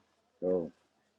And I could sense that Great Spirit had something in store for me. I had no idea what. So I moved through lots of love-ins and be-ins and lots of Jimi Hendrix and rock and roll concerts. And finally, I made it to the granddaddy, the grandmama, which was Woodstock. Yeah. Woodstock 1969, the original Woodstock, for me, was the first rainbow gathering. Yeah. Because the love was so powerful, it transformed everybody and everything. There it was, pouring down rain, everybody cold and wet, some sleeping bags so incredibly wet you couldn't get in them. And other people who were dry were going like, well, there's still room for one more in my tent, to a total stranger with so much love.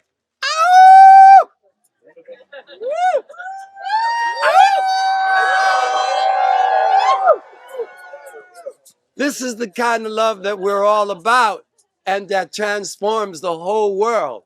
And so, sure enough, I took off and I found myself visiting 3 states in the continental USA 3 times. Every state I went into the continental USA hitchhiking, and I visited every state 3 times. I had never had $1 in my pocket. It didn't matter. I had faith like wild and crazy. And it took me to the most remarkable places. In fact, one time I got bored with all of this US of A and decided to go to across the ocean to England. And I went to this festival called Glastonbury, the very first Glastonbury. That was their Woodstock, a spiritual gathering with lots of rock and roll.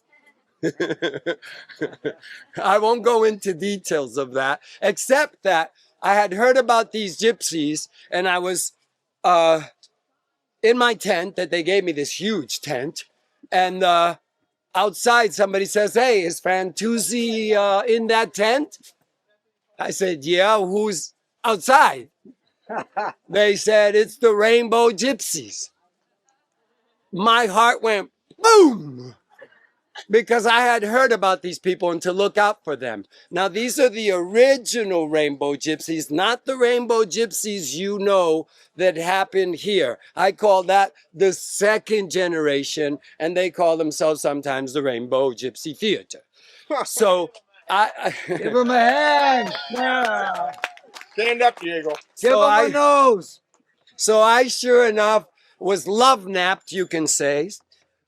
I was love napped by these beautiful, amazing beings. This is 1971, with robes and earrings and turbans, and they took me all the way to India, through Turkey, Pakistan, Afghanistan, and we had the most amazing. We had pretty much rainbow gatherings all the way across, because everywhere we stopped, this would be this many people wanting to join us. We would do full moon ceremonies. And so I was really warmed up for the first rainbow gathering, especially when I made it into Mother India, and all I saw and all I felt was like a stamp of approval. Yes, God exists. Yes, love exists. And I went, oh, yes, it does. Oh. And so not that I ever doubted it, but it's really nice to be in a country of 1 billion people, all in that same mindset, you know? So sure enough, I got back to US of A. I went up to the little town called Woodstock, and Garrick, I think it was, came up to me and said, "Hey, we're having a gathering and we would love you to come if you would like to come." And he started sharing with me the vision of the rainbow gathering. And I went, yes, yes, yes. Everything he said was like just resounding in my heart. We get together, we share we share the love, we share what we have with each other, and each one teach one, and each one love one. Are you with me, family? Yeah.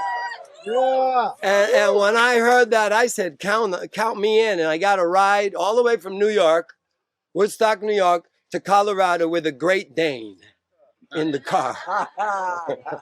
And he was driving, but so was his big brother, an older gentleman, which I can't remember his name. But when I got to the first rainbow gathering, since we are focusing on the first rainbow gathering, right? Yeah, I'll do my best to stay there. I just warmed you up. Or go anywhere else you want. Go anywhere I want. Okay, good. I like that. I like freedom. I can relate to that. But to finish the thought of the first rainbow gathering, I remember having made a vow of having no substances. Because believe you me, being from Spanish Harlem and it being the 60s, I had plenty, borderlining on too much. And something inside my heart, actually, it was a voice. A voice came on and said, "Your work is done with this stuff. Everything you need is inside of you." And I went, yes. And I, for 10 years, never even had a cup of coffee, never had one toke of a joint, never had one psychedelic experience that came from outside. And let me share with you about the ultimate one at the Rainbow Gathering. Sure enough, we were up on the mountain tops of the Rocky Mountains, and I was naked. Of course. I took off all my clothes and I started rolling in the grass, and in the blade of grass, it was like the Divine Mother came up and said, I love you. And then I looked up at the sky, and the clouds rolling by said, we love you. And I was in this, like, I was in the most altered, beautiful state. Everywhere I looked, there was a beautiful being looking back. And I knew it was the Divine Mother in drag. She was disguised as my brother. But she didn't confuse me. She just let me know it somehow. And then somebody said, hey, Fantuzzi, would you be so kind to lead us in a song? I'm peeking on this stuff, on the love, you know? Like, me, a song now? Okay. I don't know if I could do that, but why don't you all just say, Ma. Ma. Ma. Look around you. Here she is. Ma. Ma. Ma. Ma. Ma.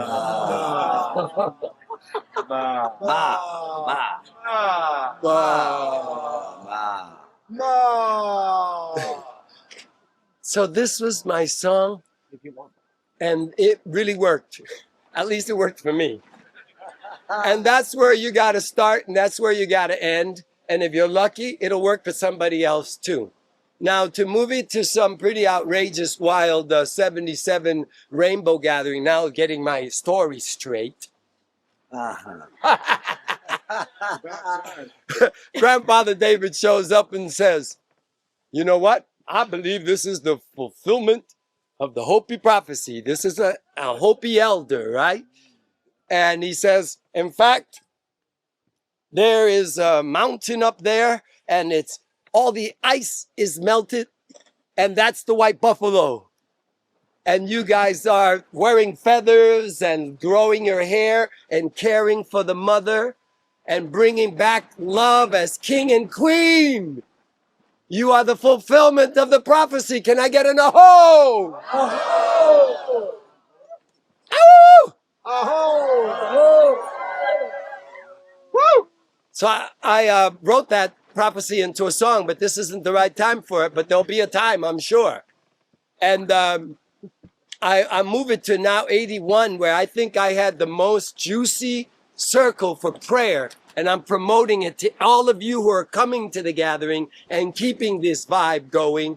And that is when we get together in silence to focus on bringing the love to every part of the universe, to changing everything as we knew it to it being as we know it now, in the eternal now, where we're loving each other and caring for each other. So we're in silence and we pray for world peace.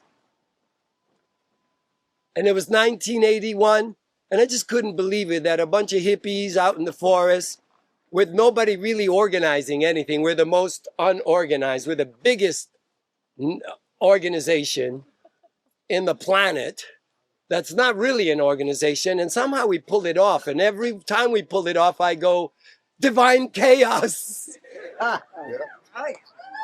Yeah. I'm so touched by it. I can't believe how we do it. But there we were, 20,000 people in silence praying. And the energy got so powerful that a spaceship showed up. Now I'm looking and I didn't see it, to be honest with you. But I did see people going, boom.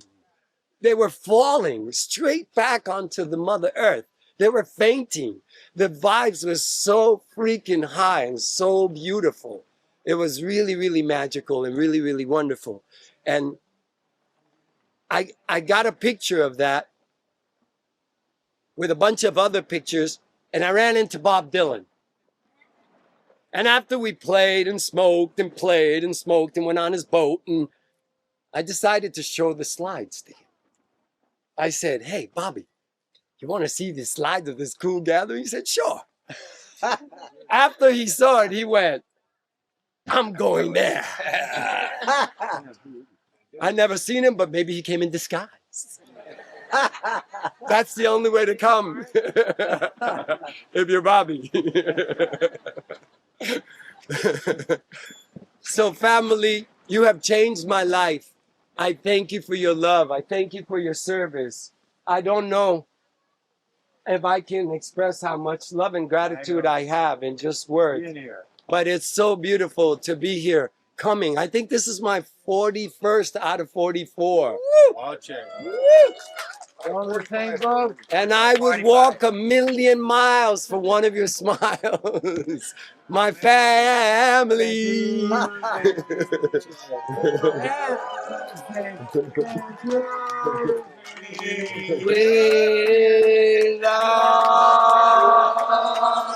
everywhere, we're everywhere, we're everywhere, we're everywhere, we're everywhere.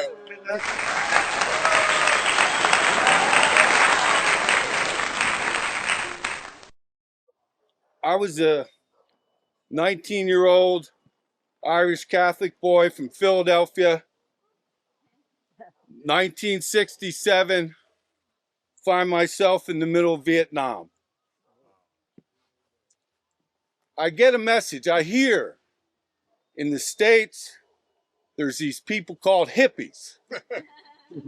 They're trying to stop the war, and they believe in peace and love. I could see that was the obvious answer, and I said, when I get out of here, I'm going to become a hippie. I'm going to work for peace. Amen. Glad you made it out. Thanks, sis. Come back home, spend a lot of time traveling around. I'm camped down on Salmon Creek on the south end of Big Sur. 40, 50 people. We're all living up there. Somebody comes up and they say, "Man, we heard about this big gathering. It's going to be out in Colorado." So everybody's excited, man, I'm there. And then after we read the invitation, I urge anybody that hasn't seen that to read it, because it really says a lot about the roots and what brought us together. And then that day there was no internet. Everything was passing by word of mouth. And the posters the brothers were running around with the invitation embroidered on their backs and hitchhiking, traveling all over the country. So I wanted to get there early, of course, because this sounded like the perfect thing to me. So I left the Bay Area, Vallejo, with other brothers, 2 guitars and a dog, started hitchhiking. And believe it, we made it over there fast. I don't know how many days. Only a few days. Bam, we're in Granby, Colorado. So there was kind of like a seed camp happening over at this good brother's farm, Paul, who had let us camp and set on the land there. So after a couple of days there, I don't know, there was 50, 60 people there. Somebody came in, might have been Garrett. We're going to occupy the land. We're going to the site. And we were happy. We had some big old flatbed trucks and everybody loaded up. We drove out along the lake to the bottom of the trail. There was just a little tiny trail that went up.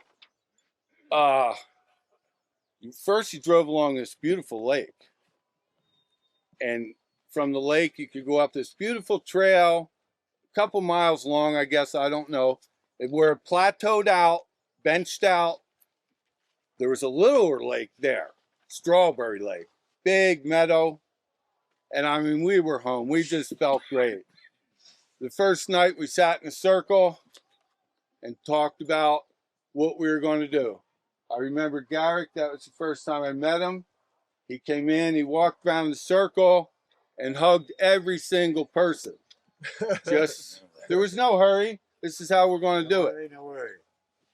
So we set to work, digging shitters, whatever, setting up kitchens. And then I don't know, a week or two, and people were every day more, we were doubling the size. People were coming in. Then all of a sudden, people came in and said, there's a roadblock. Nobody else can come in. We were already up there. We were hoping that more people than this make it. Well, roadblock or not, the locals were ferrying people across the lake with their boats. People and supplies. Great brothers like Chuck Winsong, who I give a shout out to. Oh! Yeah. Chuck! Oh. Leading them in on the back trails. I guess outside, the pressure just kept building up and building up. Finally, they couldn't hold them back. People just came pouring in and the real gathering began. And it was like you actually felt at home, like you came home. I had finally, after all my years, met my family. I knew who I was, so to make a long story short,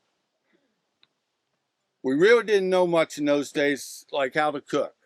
I mean, it was half-cooked beans and scorched rice, but we loved it.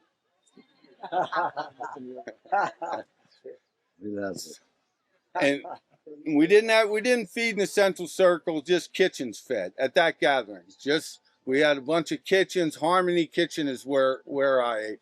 And they would cook and feed as many people as they can. And it was never perfect love. That's one thing I wanted to mention. Like, there's always problems, and that's how it's supposed to be. It's not perfect love. And the way I learned that was a couple kitchen. We had Harlem Kitchen there. And somehow some problem developed and people actually, forgot about the love thing. We had Brother Dominic. He was able to settle the whole thing down just by, it's not perfect love. We're not perfect. It's a protracted struggle, but we're going to make it. Oh. Beautiful. Well, everything was going just awesome, beautiful. You were just like this gathering. The spirit gets higher and higher. So the 4th of July came, the 4th, and I was one of the ones, because I was on like a spiritual search, I had given up the regular religion, because in Vietnam, I seen people beg the priest that I can't go as far as I get on the helicopter. The priest said, couldn't help him. So I gave up on all religions. I was on a spiritual trip. There was in the invitation to talk about the 144,000 and the New Jerusalem. So that really appealed to me. We didn't quite make it to 144,000, but on the 4th, the morning of the 4th, or in the middle of the night, a whole bunch of us left and walked. I don't know how far it was. It was miles, 5 or 6, but we were mostly young and strong enough to do it. And we walked over to this place called Table Mountain. And people had told us about how this was a sacred Indian mountain. And it was, what you call a sugar loaf or a bench. It was a mountain, but it was flat on top. So we walked up there and we did our silence and stayed up there you could leave whenever you wanted, I guess, but we sat around till noon or so, and then people headed back to Strawberry Lake. And that was a lot of fun, just the trips both ways.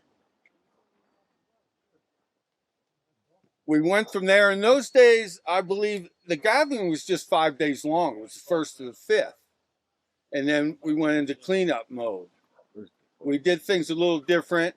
We went in the central circle. We dug a big pit, brought everything in, burned up a lot of stuff. And then the rest, there's an archive up there because you could dig that up. A lot of other stuff's buried in that pit. And it was just a beautiful experience for my life because that's when I connected with you all. And have a good gathering. Love you all. I Joe, we love you. Just say a minute. We Just a minute. love Thank you.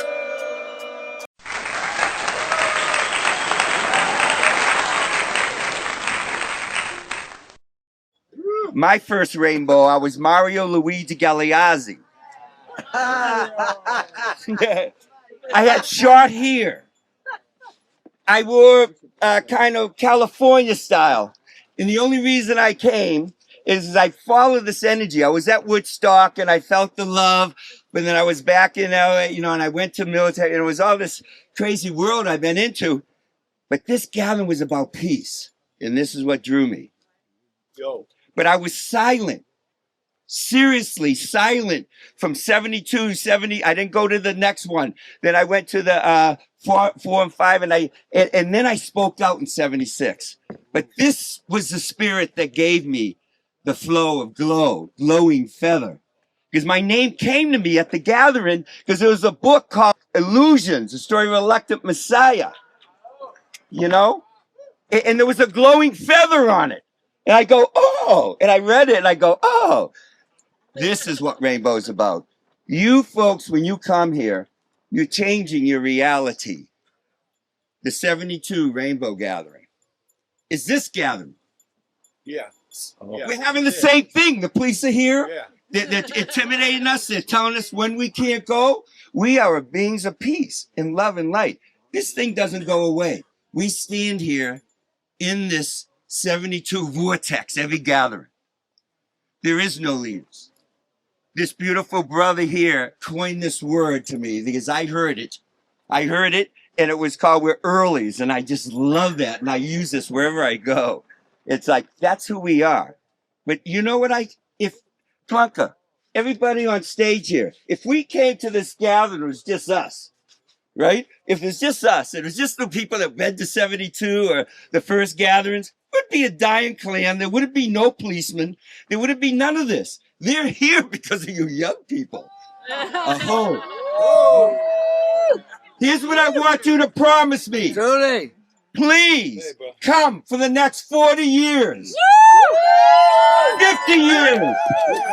For the 100th anniversary. And share this hipstery that you hear. Share this hipstery that you see. Share this hipstery that you feel. And right over there is the spirit house. And that's how dearly part of rainbows that are there. I'll be there one day. Now, all those, when you hear I die, because we're all going to die. But please, I almost did it a couple of times and I had a stroke at a gathering. But the key was, I would think about my country. I felt bad. I thought about this thing, this breath. As I was taking, I got strong breath. And when I thought about rainbow, I thought about you. You keep me alive. You keep this going. Because I promise you, the God Almighty light of universal truth of every one of you, I do this for you. And I do it for me. Because it gives us energy. This rainbow story, I'm going to get to Scotty. Passing him on. 72 was one of the most beautiful experiences. It was my seed that freed me. But I was a different human being, and this is what freed me. It took me 5 years to get it. So don't worry, kids. You'll find it. I love you. We love you.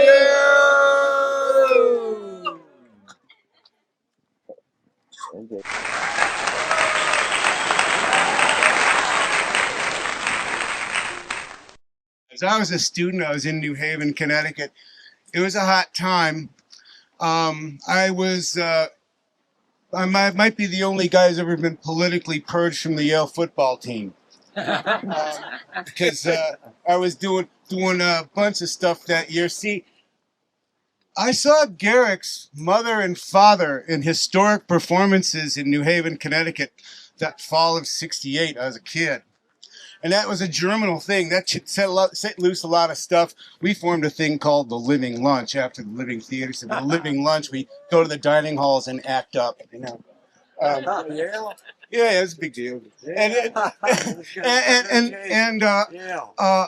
We got into like doing these. SDS did its split in there before it did it nationally because we needed some cultural revolution, you see, and we got into doing these multimedia shows with like big parties and lots of like colored lights on the walls and nitrous and being goofballs and sculptural things in the middle of the plaza and stuff like that.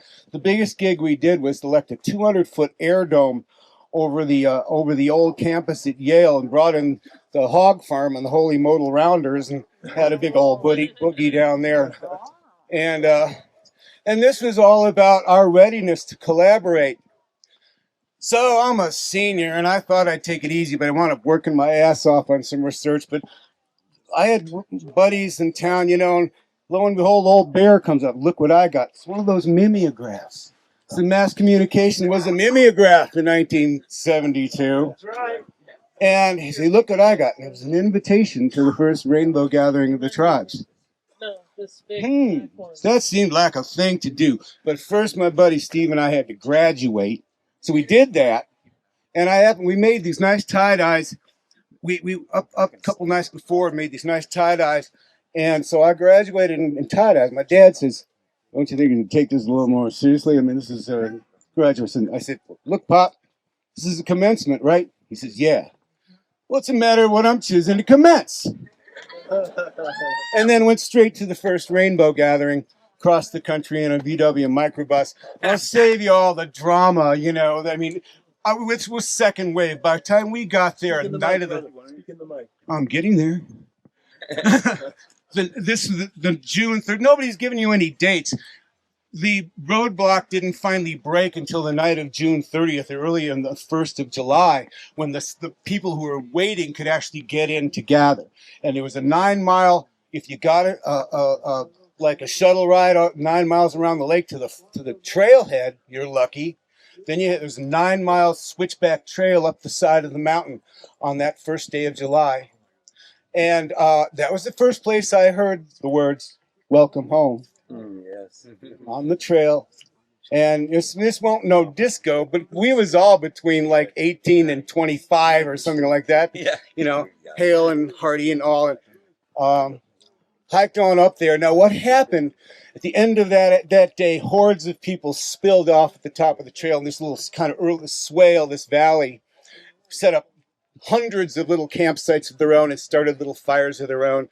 And in exhaustion, they couldn't take another step further. They'd gotten there and they just had to drop. And by that night and early morning, there was smog over the first rainbow gathering.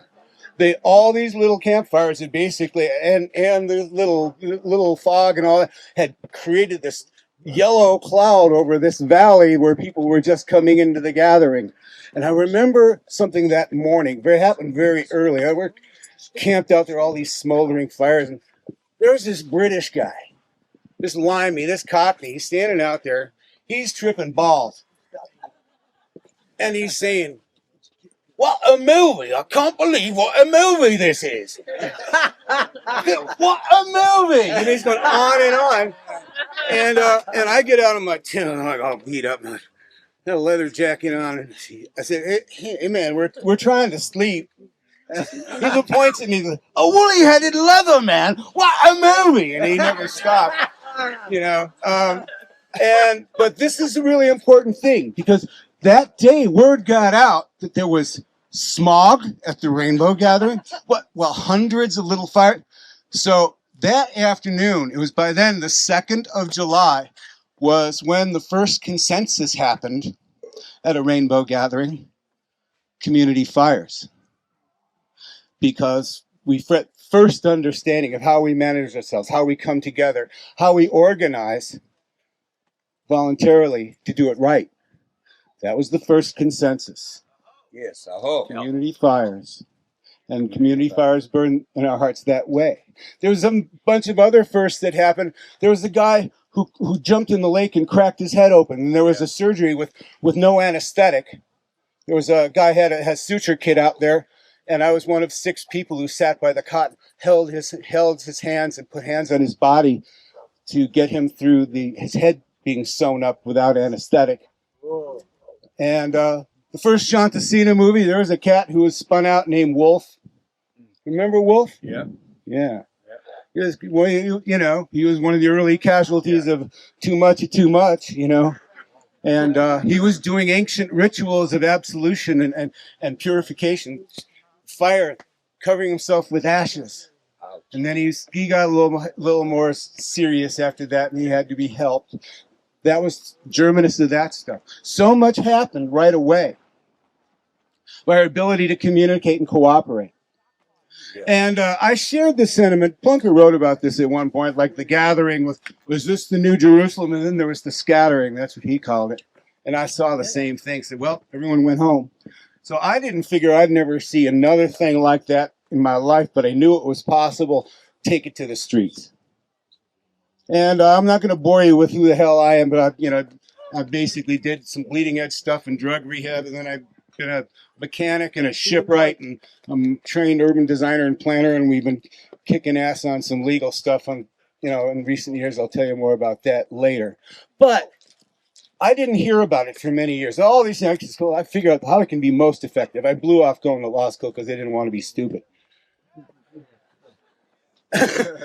And I didn't hear about the Rainbow Gatherings again until 1981. I'm in Seattle. I run into this hippie up on Capitol Hill, and he says, I've been up at the Rainbow Gathering up in the Okanagan.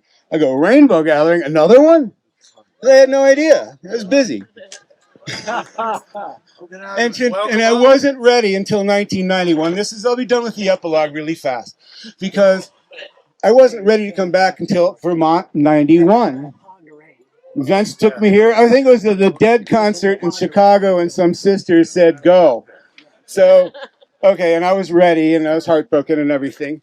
And I came here. I had all sorts of institutional premises in my head, and I look around. They got food stuff going. They got medical care. They got supply, rocking all sorts of events, working on schedule, kinda.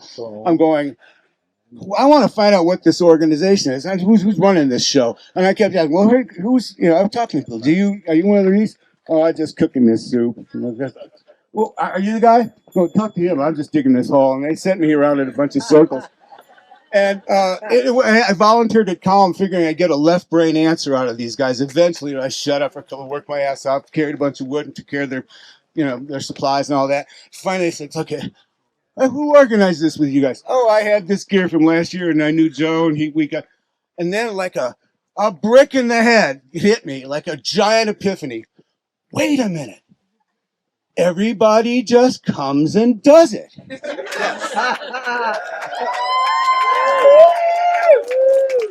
And this shattered all sorts of old shit, But then, and I realized my sister, well, yeah, of course, no, anything with this many simultaneous intelligent decisions couldn't be made by any organization. Okay? Yeah, that's the whole system's there. And this principle is so sacred to our ability to communicate and cooperate. This consensus is so powerful in our ability to work together and our ability to meet and associate and find out common ground and then go do things. Oh, we haven't talked about that. The gatherings, I've since '93 been working my ass off to protect the right to gather. The TCU Free Assembly Project was founded then. But this is an important, I'm going to do it. This is an important episode in constitutional history about the right of assembly.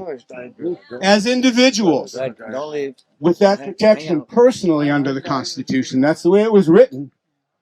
And no, I don't think speech is supposed to be an emergency where cops take over policy, and that's what the Incident Command movie is about. So I believe we have an important role to play, but it commences in our ability to bear witness in and with each other's eyes. Thanks a lot. Yeah. We love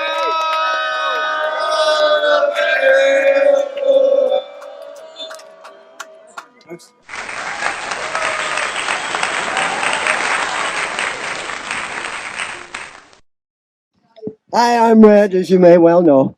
Yes. I wish I had more memory for you. A little bit farther from the mic. I wish I had more memory for you. It seems so long ago, but I can do like this. I graduated at 17 years old in June of 71, and I had never dated. I'd never got a buzz on. I never smoked anything. Alcohol was like one bottle a year for our home, and I headed out. My first birthday, I got my first buzz. I turned on at 18 and drank some alcohol, and then and then I left and went off to Ohio University, and I didn't know that it was such a thing as a party school right there. I didn't even know there was such a thing as a party school, but I was going off to one of the top 10. And I found there was not enough time to study. There was so many fun things to do and meeting all these people and books I find that weren't on in the things I'd signed up for, and it just didn't go well. And then I got high in January, the first night of winter quarter, and I laughed in class because I was just high as a kite and I couldn't write.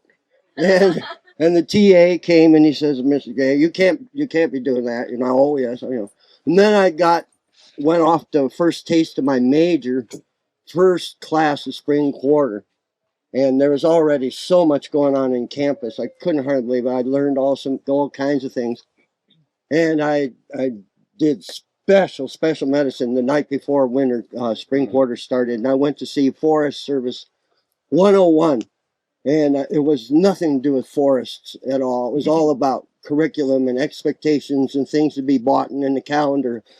I said, no, I'm not doing that anymore. I'm done here. And I never went back to class, but I had everything paid for.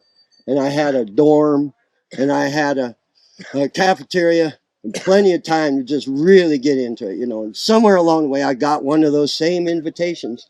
It'd be interesting to know who did Ohio University in Athens, who brought that invitation into town. But I heard it, and again, I got to go. And my kid sister was the runaway. I'd stayed in school through high school, a good boy, and she had been running away. She's younger than me.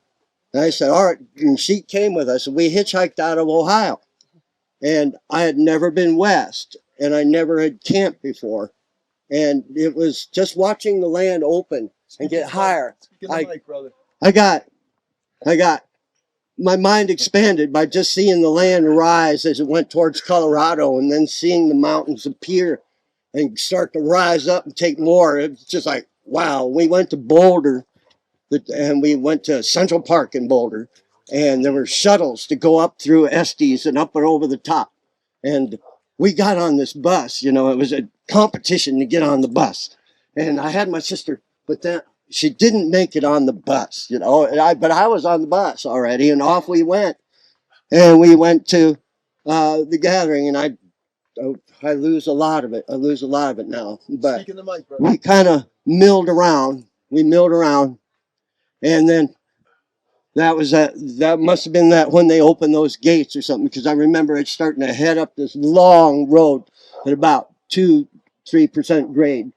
And the Hare Krishnas were over there on the left, and they were feeding people, And that I'd never seen a Krishna person before, so they were kind of exotic to me.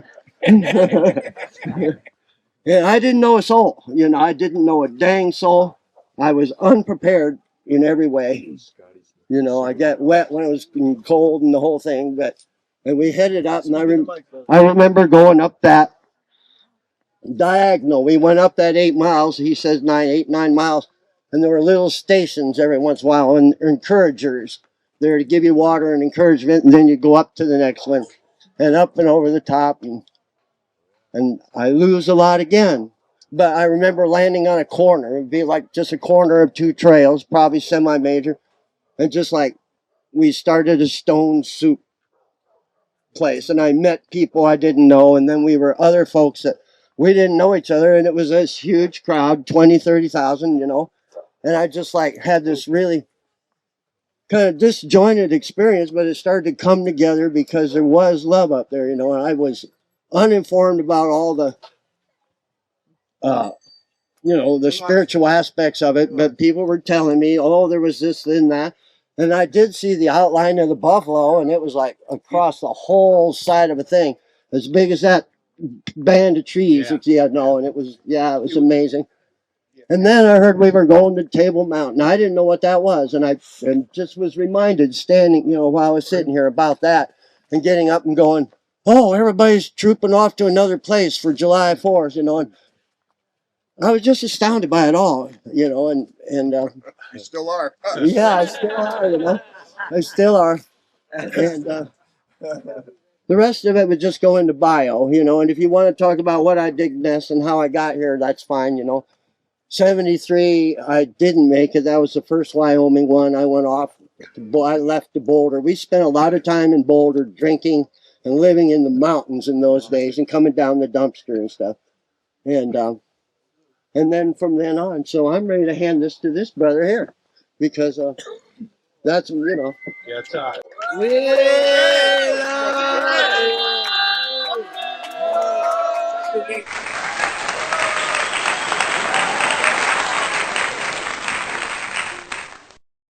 Hi, my name is Ray. This is the first time I've ever held a mic. I almost never talk to people. And to talk like this means something matters to me really a lot. And the rainbow does, and especially the prayer. And having been at the first prayer, it still is in my DNA. It really was big. I was a hippie who lived on Gaskin's farm in Tennessee. And I was hitchhiking to the Zen Center in San Francisco when I heard about this gathering thing. I'd been to a lot of rock festivals, a lot of big demonstrations. And when I got to Colorado, it wasn't a lot of people compared to those other things. It was just different. I hiked up that really steep mountain, and I was in really good shape in those days. I don't know if anybody who hiked up that mountain could do it again. Anyway, I was up. Yeah, I was up on top. And there were fires everywhere, and it was a kind of chaotic feeling to me. And people came to me and said, hey, you want to fast, be in silence, and hike to the top of this Arapaho holy mountain and pray for peace? And I said, yeah, that's exactly what I want. And we hiked. My memory is, of course, different than everyone else's, but I want to weave my thread into it because my thread's a little bit different. And we hiked what I believe was 9 miles up to Table Mountain. It was dawn when I got to the base of the mountain. We went up on top in silence. I was fasting. I think everybody was fasting. We meditated however we do, and I had my ways to meditate. I just prayed for peace. And then I believe I heard conch shells. And I was a conch shell blower back on the farm, so it meant come on. So I went to where I heard the conch shells, and there were, I remember, like 5,000 people in this little kind of indentation in the mountainside. Yeah. And it was the biggest group meditation I'd ever been in. It was 5,000 people. I was used to maybe 500, but not 5,000. That's right. And we were in silence. And we stayed in silence for a long time, and there wasn't a lot of antsiness about coming out of silence. And then we owned, and we owned a long time. It was a powerful ohm. I yearned to hear that ohm again. It was really long and powerful. And then we started singing songs from every tradition in praise of the one love, in praise of Jah, in praise of God, in praise of the goddess, from all traditions, Christian, Hindu, Buddhist, Native American. And there was no bickering, and there was no like people not into it. Everybody was into it. And we did it for a long time. And then somebody who had it together, who planned all this stuff, brought fruit. I think it was watermelons. I think it was the first watermelons. Oh. And it was like, oh, well, did I have low blood sugar and want fruit? And then it was like the holiest fruit. And then we hiked back to the gathering. And, you know, it was like 9 miles again. And when we hiked up, we had flashlights and some people had torches. And it was like out of some medieval ancient world. And when we came back, we were all singing together. We kept singing together. One of the songs I remember was that Divine Light Mission. It was like, we are one in the spirit. We kept singing that. And we were such a cohesive, powerful group of people.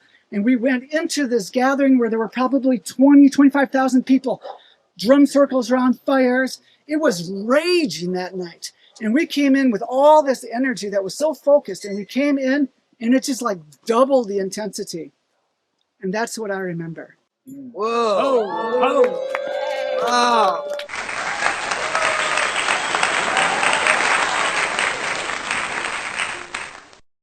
Diamond Dave Whitaker, all the way. Well, what do I say now? How do I be any kind of living verbal proof of all that stuff?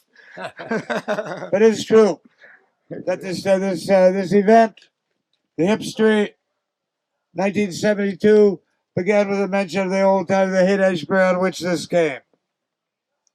I turned 30 on that street that some called Love, others called Hate Street, 1967. And this is bringing me back. I came a little later to the gathering. In fact, a story that the woman you mentioned as the, what did you call her, Maritza? The Queen of Haight-Ashbury. The Queen of the Haight-Ashbury brought him to the gathering. Then a few years later, Washington 80, she was my, we were a team. We were a couple. We were down there, the Queen of the Haight-Ashbury, 1970, 1980, a little later. One. Yeah, exactly, 81. Haight Street.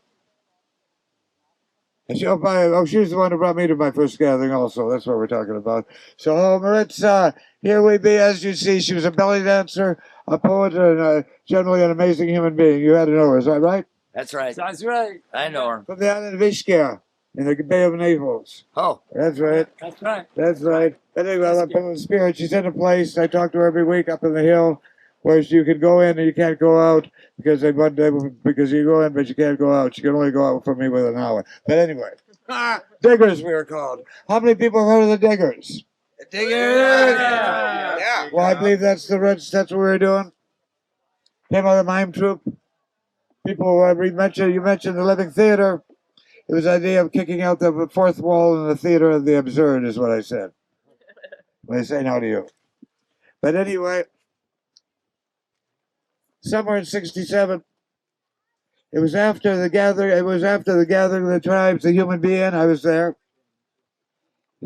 Osley passing out the best LSD. Yes. Osley acid. Do you remember that? This was the first time as the gathering of the tribes. This is the first time we looked around. I said, "Oh my goodness, there's a lot of us." Quite a few others. And it also was the passing of the torch. Allen Ginsberg was there, just back from India with his Buddhist chants. Is that right? That's right. Timothy Leary said, turn in, tune on, no, turn on, tune in, and drop out. How many of us see that they crucified for him? But how many here people believe their life has been just that? Turn on, turn in, drop out. Oh. But somewhere along the line, a song came. We'd almost all sing it. Scott McKenzie. Come to San Francisco and wear some flowers in your hair. Oh. You'll meet some friendly people there. You ever hear that? Yeah. I did that. Fuck yeah, he did it. Fuck yeah. And so there's a few hundred others who are really active. This is a digger, and so they're all coming. Who's going to feed them? Where are they going to stay? What's going to be going on? So he comes to some people out of the mime troupe. Some people of us would come out and were an hardcore kind of street fighting man. Communards came together and called ourselves the Diggers. And we started feeding people every day, thanks to the church around the corner on Waller, feeding people every day. But anyway, so it's back. We were feeding people every day. We opened the free store. Now you're in the thick of things where this rainbow gathering began. Feeding people on the street, on the Panhandle. Food Not Bombs Diggers is today, still doing it. having a free store, which got bigger and bigger. Yeah, because people really got into all these poor people coming from everywhere. Let's donate all kinds of stuff. And so the free store started as a free paper reference. Then it got a larger building, a larger storefront next to the Krishnas, and then a whole big storefront called that was called the Free Store. And we had a whole chain of various communes and so on, moved in squats and so on. We were there. We were sheltering draft dodgers and AWOLs fleeing the war. Long-haired urban guerrillas. This is all up. This was that time. And I think this is pretty much the idea of free, the idea of being coming together with one another, the idea of dancing in the streets, in Hate Street, and then I think all of those are the seeds of the very fact that we're here now. Is that right? That's right. Fuck yeah. We're here now, and I started as a beatnik in 57. Mike Messenger by day, beatnik by day and night. It was 1957. Oh my goddess. And I was in 7th having a non-linear dart on the urban checkerboard.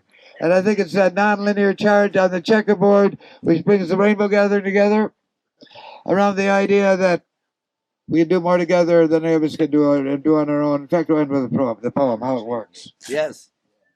This was a rainbow guide for a while. It was kind of official, unofficial. But this is what came to me. How it works.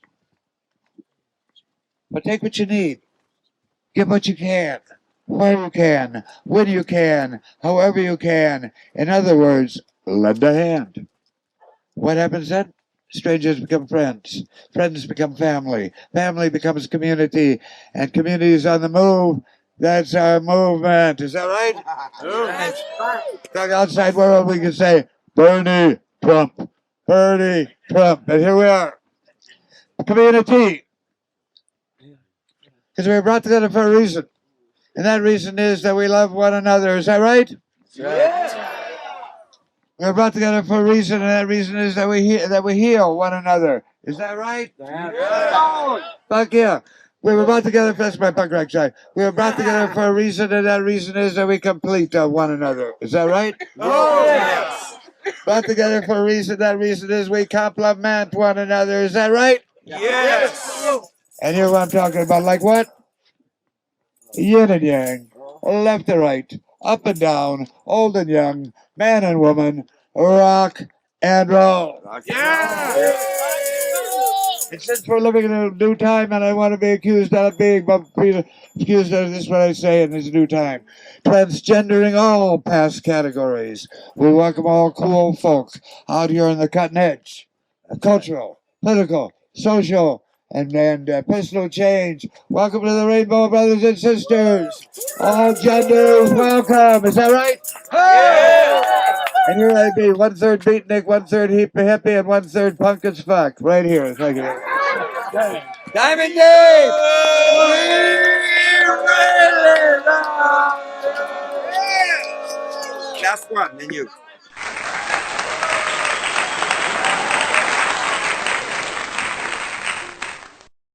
My name is Marty Levin, and it's really an honor to be able to say anything to this assemblage.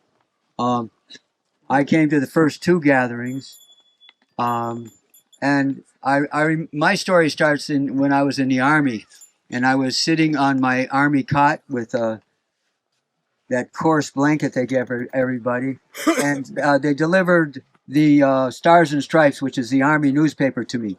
And on the front page was something that changed my life profoundly. And what it was the first love-in a park in San Francisco. And I saw that picture, I said, get me home. Get me home. And that's all I could think of. I don't know why, but I knew. That's what I wanted. And it wasn't much of a story, but it just spoke to me. It just jumped right out at me. And there was the proverbial beautiful young lady with a flower in her hair. And I said, yes, that's what I want to do. So That's what I want to even, do. Yeah, that's what you said. even before I left Germany, where I was stationed, I don't know what possessed me. I went into a clothing store and I got this hippie shirt. I didn't even know what it was to be a hippie, but I got a hippie shirt, huge paisley on it, orange and yellow and green. I still remember that. I kept that shirt for 30 years, and then finally it just disappeared. And when I got home, I said, "What is it to be a hippie?" You know, I want to be a hippie. So I knew. Well, I found out little by little, hippies were people who loved great music. You know, 10 years after Mountain, Emerson, Lake and Palmer, all these great groups, and so I immersed myself in the music. Of course, I started smoking grass for the first time, and I tried to be a hippie. I didn't know what it was. A hippie is you grow your hair long. I grew my hair long. And no, at first I should say I became a beatnik before I became a hippie. I had a goatee. I wore a beret, and I wore shades. And then I evolved into the whole hippie-dom thing. And little by little, I realized, the real essence of being hippie is really about love. It really was about love, and I loved about love. I loved the idea of love, and I tried to develop myself. And the next thing I knew, I was, with a group of freaks. We called them freaks at that time. And I learned from them about what it was to commune with one another. Next thing you know, I was on the road as a hippie for about a year and a quarter, hitchhiking across the country. It's an experience that just changed my life. And I remember, just doing it all, just having a fantastic experience, crashing here and there and everywhere. And, being on a railroad car on the top, in a sleeping bag. Somehow I slept on top, didn't get killed, didn't roll off. I don't know how that happened. And then after that, I ended up in Colorado. It was the most mystical thing. And so, of course, I heard about the gathering. And of course, I say, "Oh, gotta get there." And I went to the gathering. And I remember I had this huge army duffel bag. And I trucked up the mountain everybody was talking about. And to me, it was like a 45-degree angle. I don't know about the rest of you. But I remember trucking up that mountain saying, "Gotta get there. Gotta get there. Gotta get there." And it seemed like forever, but I had tremendous energy because I knew to me, it was the promised land. I just heard just enough about it. And I remember hearing people along the way, "Welcome home." I'm going to get emotional. And I started tearing up because I had never heard that before. And that gave me the strength and the energy to get to the top. And when I got there, it felt like the promised land. I saw people communing in ways that I had dreamed about.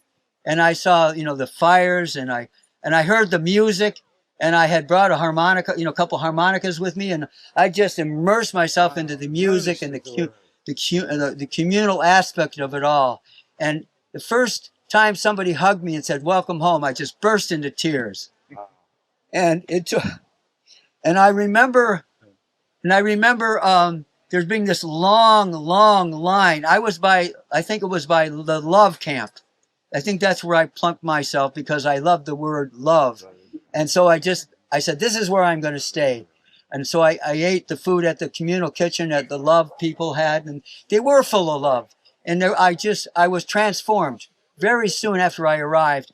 And I remember this long line of drummers. And I loved, hand drumming at the time. But I started dancing. And I remember going into this sort of an alternate consciousness. And I started doing the Maasai dance. I wasn't trying to do it, but I was doing it. And I realized in the aftermath that I was an African in a previous lifetime. It was a very, very profound and a transformational experience for me that to this day, I can still feel it and remember the imagery of that. And all I can say is that, that gathering completely revolutionized my life. It totally changed my life. And I brought that back into my life in terms of loving people and embracing everybody that I could. And the strangest thing happened. Then I went to the second one in Wyoming. But then after that, it took me, 42 years till this gathering. And every year, to come back. Every year I would feel the pull. The rainbow gathering. Rainbow gathering. But it never lined up. It just never lined up for some reason. And every year I just felt this pull and I felt this great sadness. I didn't make it this year. Wow. And it was like, I had, Buddhist activities. I chant Nam Myoho Renge Kyo. I was practicing, Buddhism with the SGI, Nichiren Buddhism. And so there was always these humongous cultural events that I felt like I should support right at the 4th of July. And we had a lot of preparation time. So that went on for about 20, 30 years. And then every year after that, when we didn't have these cultural extravaganzas, I said, I got to make it to the rainbow gathering, but I could never seem to get a ride. And for some reason, it just never worked out until this year. Holy shit. Welcome home. Holy shit. I hope that you can censor that if you want to. All I know is when I got here, it was quite a struggle, bringing in all our stuff. And as soon as it took us about 2.5 hours, we came in the, in the dark down, that long road. I had so much stuff. It was so hard to get up in through the mud and the trail. But the first time I heard somebody say, welcome home, I just burst into tears. Welcome home. I just remembered. And all I can say is that keep on spreading the love. Keep on spreading it, because this is a dark world we're living in a sense. The reality is there's a lot of darkness in terms of one war after another, after another, after another. And so many crazy things going on. This is the antidote. This is the antidote. And also I go to a men's gathering called MMG. It's Mass Men's Gathering. That's the antidote. Wherever people can come in and spread the love, bond with one another, show another way of life. This is so important that we continue to do this kind of work. Thank you. We love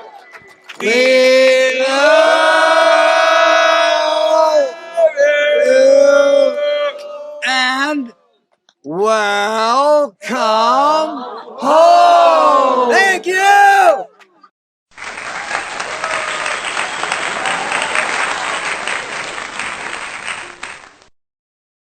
My name is Barry Adams, and I'm called Plunker because I plunk this instrument, which I call a plunker. And I've told the hipstery many years, and but I never really got into some parts, which have come along, and I'm sort of putting on the record for the generations. I was born in June 1945 in the full moon of Christ. I was born in Montana, the mountain. My people lived in Wolf Creek. Sign, Plains language for people, it's wolf. Same for wolf and for people. The sign for peace. When you meet somebody on the trail, old sign language. My people were wild. They came out of Quebecois. My family is called the Rock, the Stone. I grew up in a dirt floor shack with an outdoor shitter. I come from really dirt poor people. I had these dreams and things all the time when I was a kid. I became an alcoholic as a kid. I was a kid alcoholic. I smoked cigarettes. My brothers, in my family, I got a cigar and a shot of whiskey when I was about 3 and 4 years old. That's how I started out. But I smoked for a long time. My people were the people who lived in the woods. And we were a community. It wasn't just my blood family. It was the whole community. Now there's a book about that. So I went in the military when I was 17. John Kennedy. Martin Luther King. Serve your country. So I'm just like all the other fools. So in June 1963, I joined the military, the Navy, voluntarily. I went in about a month later. The government, while I was in training, they drugged me. They didn't bother to tell me. Probably LSD and a drug called BZ. And what it was like, something like PCP. And then they put me through behavior modification. And then they sent me to spy school for the National Security Agency, Pensacola, Florida, Corey Field. I was in the 2nd class. I had roughly the same job as Chelsea Manning had when he turned over all his evidence to WikiLeaks. I was then sent, after being in spy school, I was sent across over to Guam. I spied on Americans. I spied on allies. We spied on everybody. I listened in on conversations across the world. I listened to trains, and they were bombed away. Because about August 1964, when I got to Guam, we had the Gulf of Tonkin happen, and I was one of the 10,000 listeners that gathered in the info that was sent to the President of the United States, and out of that, Johnson decided he would start what they called the Vietnam conflict, which was a UN conflict, by the way, just like Korea. Now, I got family buried in France. I got family that's fought in every war that's ever been, because my people are warriors and fighters. So I kind of flipped out, you might say. Came to a place in my mind where I couldn't handle what was going on, and began sort of a resistance inside the Navy against the war. And then I was through a couple of situations where, I don't know if you ever seen the movie Dr. Strangelove or, well, I was in that kind of situation. I was with people who were just like those kind of crazy people. They wanted to have a war. This is in 1965. The planes were even in the air. So, you know, I'm kind of flipped out. I get out. I come back. I'm stationed near Skaggs Island, which is a spy base. It used to be north of San Francisco. Anti-submarine warfare, all that. So on my days off, I started hitchhiking into San Francisco. And I went to start living in Golden Gate Park because I had no money. And I looked kind of funny. I was straight looking, you know. I had no hair. I had some hair because I didn't like to get haircuts, but they'd march me down and give me haircuts. By that time, I was kind of not, the Navy didn't like me much. January 1966, I walked down Haight Street, and I'm walking down this street out of Golden Gate Park, and I run into these 5 people. One brother named Cheshire Cat, a gal named Lady Jane, a guy named British John because he was from Britain, a woman named Dina, and a brother named Gandalf, who was the first living story being I ever met. And they were walking down the street in all kinds of robes and flying cream. This is January 66, and they stopped me and they kind of talked to me, and they were pretty soon they were telling me, and they said, "Whoa, we love you." And where I come from, the words love, I ain't really sure. I've never heard anybody say that to me before. I wasn't really sure about that. Maybe once.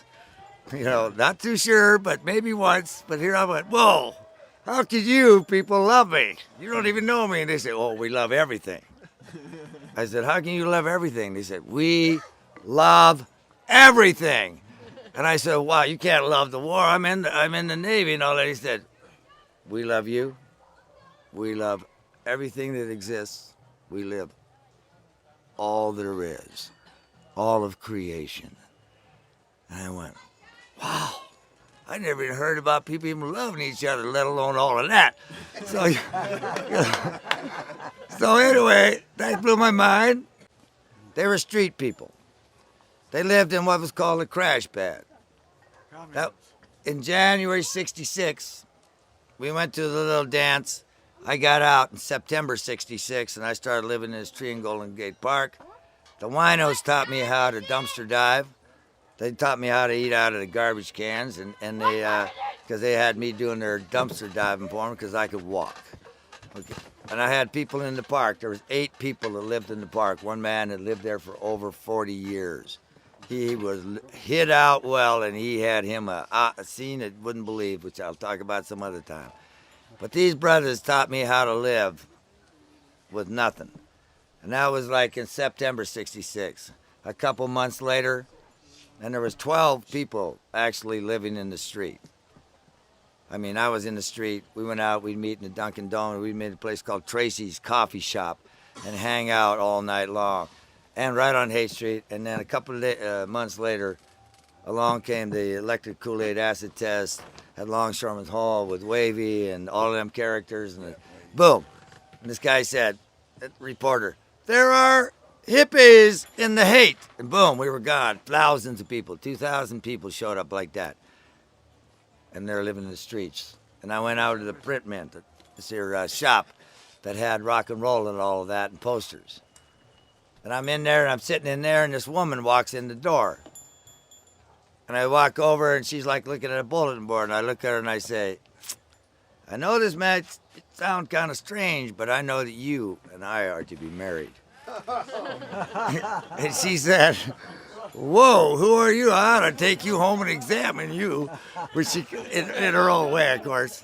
Her name is Ellen Kreindel. She's Hebrew from New York City. She was the woman in my dreams as a child. She brought my dreams back to me. About a week later, I met a brother named Chuck. And he is from Marble Mount, Washington. And he lives in Concrete, Washington right now. And I met him on Haight Street, and he was just in.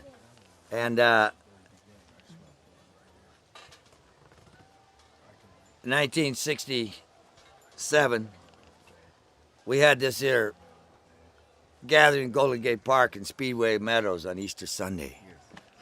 And there was thousands. I'm not going to talk about the human being I've done about it already and other people, but we had this gathering. We're out there drumming. We all become one. There's like hundreds of us out there and they're just drumming away, and there's a shaft of light that just goes straight into the sky, and people are traveling into the shaft of light and coming down again and going into the universe and coming back, and we're all there, and it's like really one mind vibrations. And out of the middle of all that comes these 5 people, and they're in suits and ties, and they're, instead of being all radiant and bright and all of that, they're kind of like gray looking. And for some reason they come walk right up to me and they go, ba ba ba, and they're talking about their daughter being missing, runaway, da ba ba ba ba ba. And I say, we have to reach this, the one mind. We're all speaking to one another in the mind. We're going, ba ba ba ba ba. We got to reach these people. So I asked them, I said, where are you from? Thinking they would think, aha, their heart, right? And they would be right there with us. And they just boom, and we'd all be in. They said, New Jersey. New Jersey? I couldn't figure out where New Jersey was. Nobody else could either. But that set me on the path, because I discovered that out there was the gray and people living in the gray. And so my partner Ellen, my wife at the time, because I married her in Golden Gate Park, and my partner Chuck, and we went up through Montana. We went down into Colorado. We went to Boulder, Colorado, May 28, 1968 at 1:28 in the afternoon, where a bunch of other people showed up. The sky was completely blue, and within the blue there was a cross, perfect cross, blue in blue. And right in there was over 100 people had showed up, including a guy named Don Kelsey. He came from Florida. And he had like 30 people with him, and he was called the Mountain Man. And I had a big brother of mine came out of Haight Street, and he was 6'9". His name was Ken, and he was a wizard of high renown. And he was something else. And so then we all of a sudden had a gathering up in the mountains. And we're up there, and we're sitting on the side of the hill, And we'd like build little shacks in the mountains, little things. We're up there above Netherlands, the National Forest living. And we have no idea what they're up there for. But the crew named Jason and Diane brought a 12-foot cross they hitchhiked with from Los Angeles. And they're like determined that this is going to happen on June 21st. And so we all got together. By the way, Walter Cronkite came out and sat on the mountain with us. This is Walter Cronkite. I'm here in the mountains of Colorado. I'm here with these people who are called hippies. They have come here because they believe this is going to be the end of the world. They are waiting for a spaceship to come with golden steps. And while he's saying this, it's true. While he's saying that, behind him, you'll see in this little square, you know, right there, you'll see this little fire. You see a coffee pot, and you see this hand reach out there to get that coffee pot. Well, that's my hand. So then, on June 21st, 1968, we walked 7 miles to Sugarloaf Mountain. We went up on the mountain. We took the cross. They set it down. We all sat there in a little circle. We went, what are we doing here? Man, were we tired. But then my brother, his name was John, he came up like this, and he took I had a little stick like this, a little bigger. He takes it like this, and he holds it in front of the cross. He has a dog, shepherd dog. He lived like a wild man.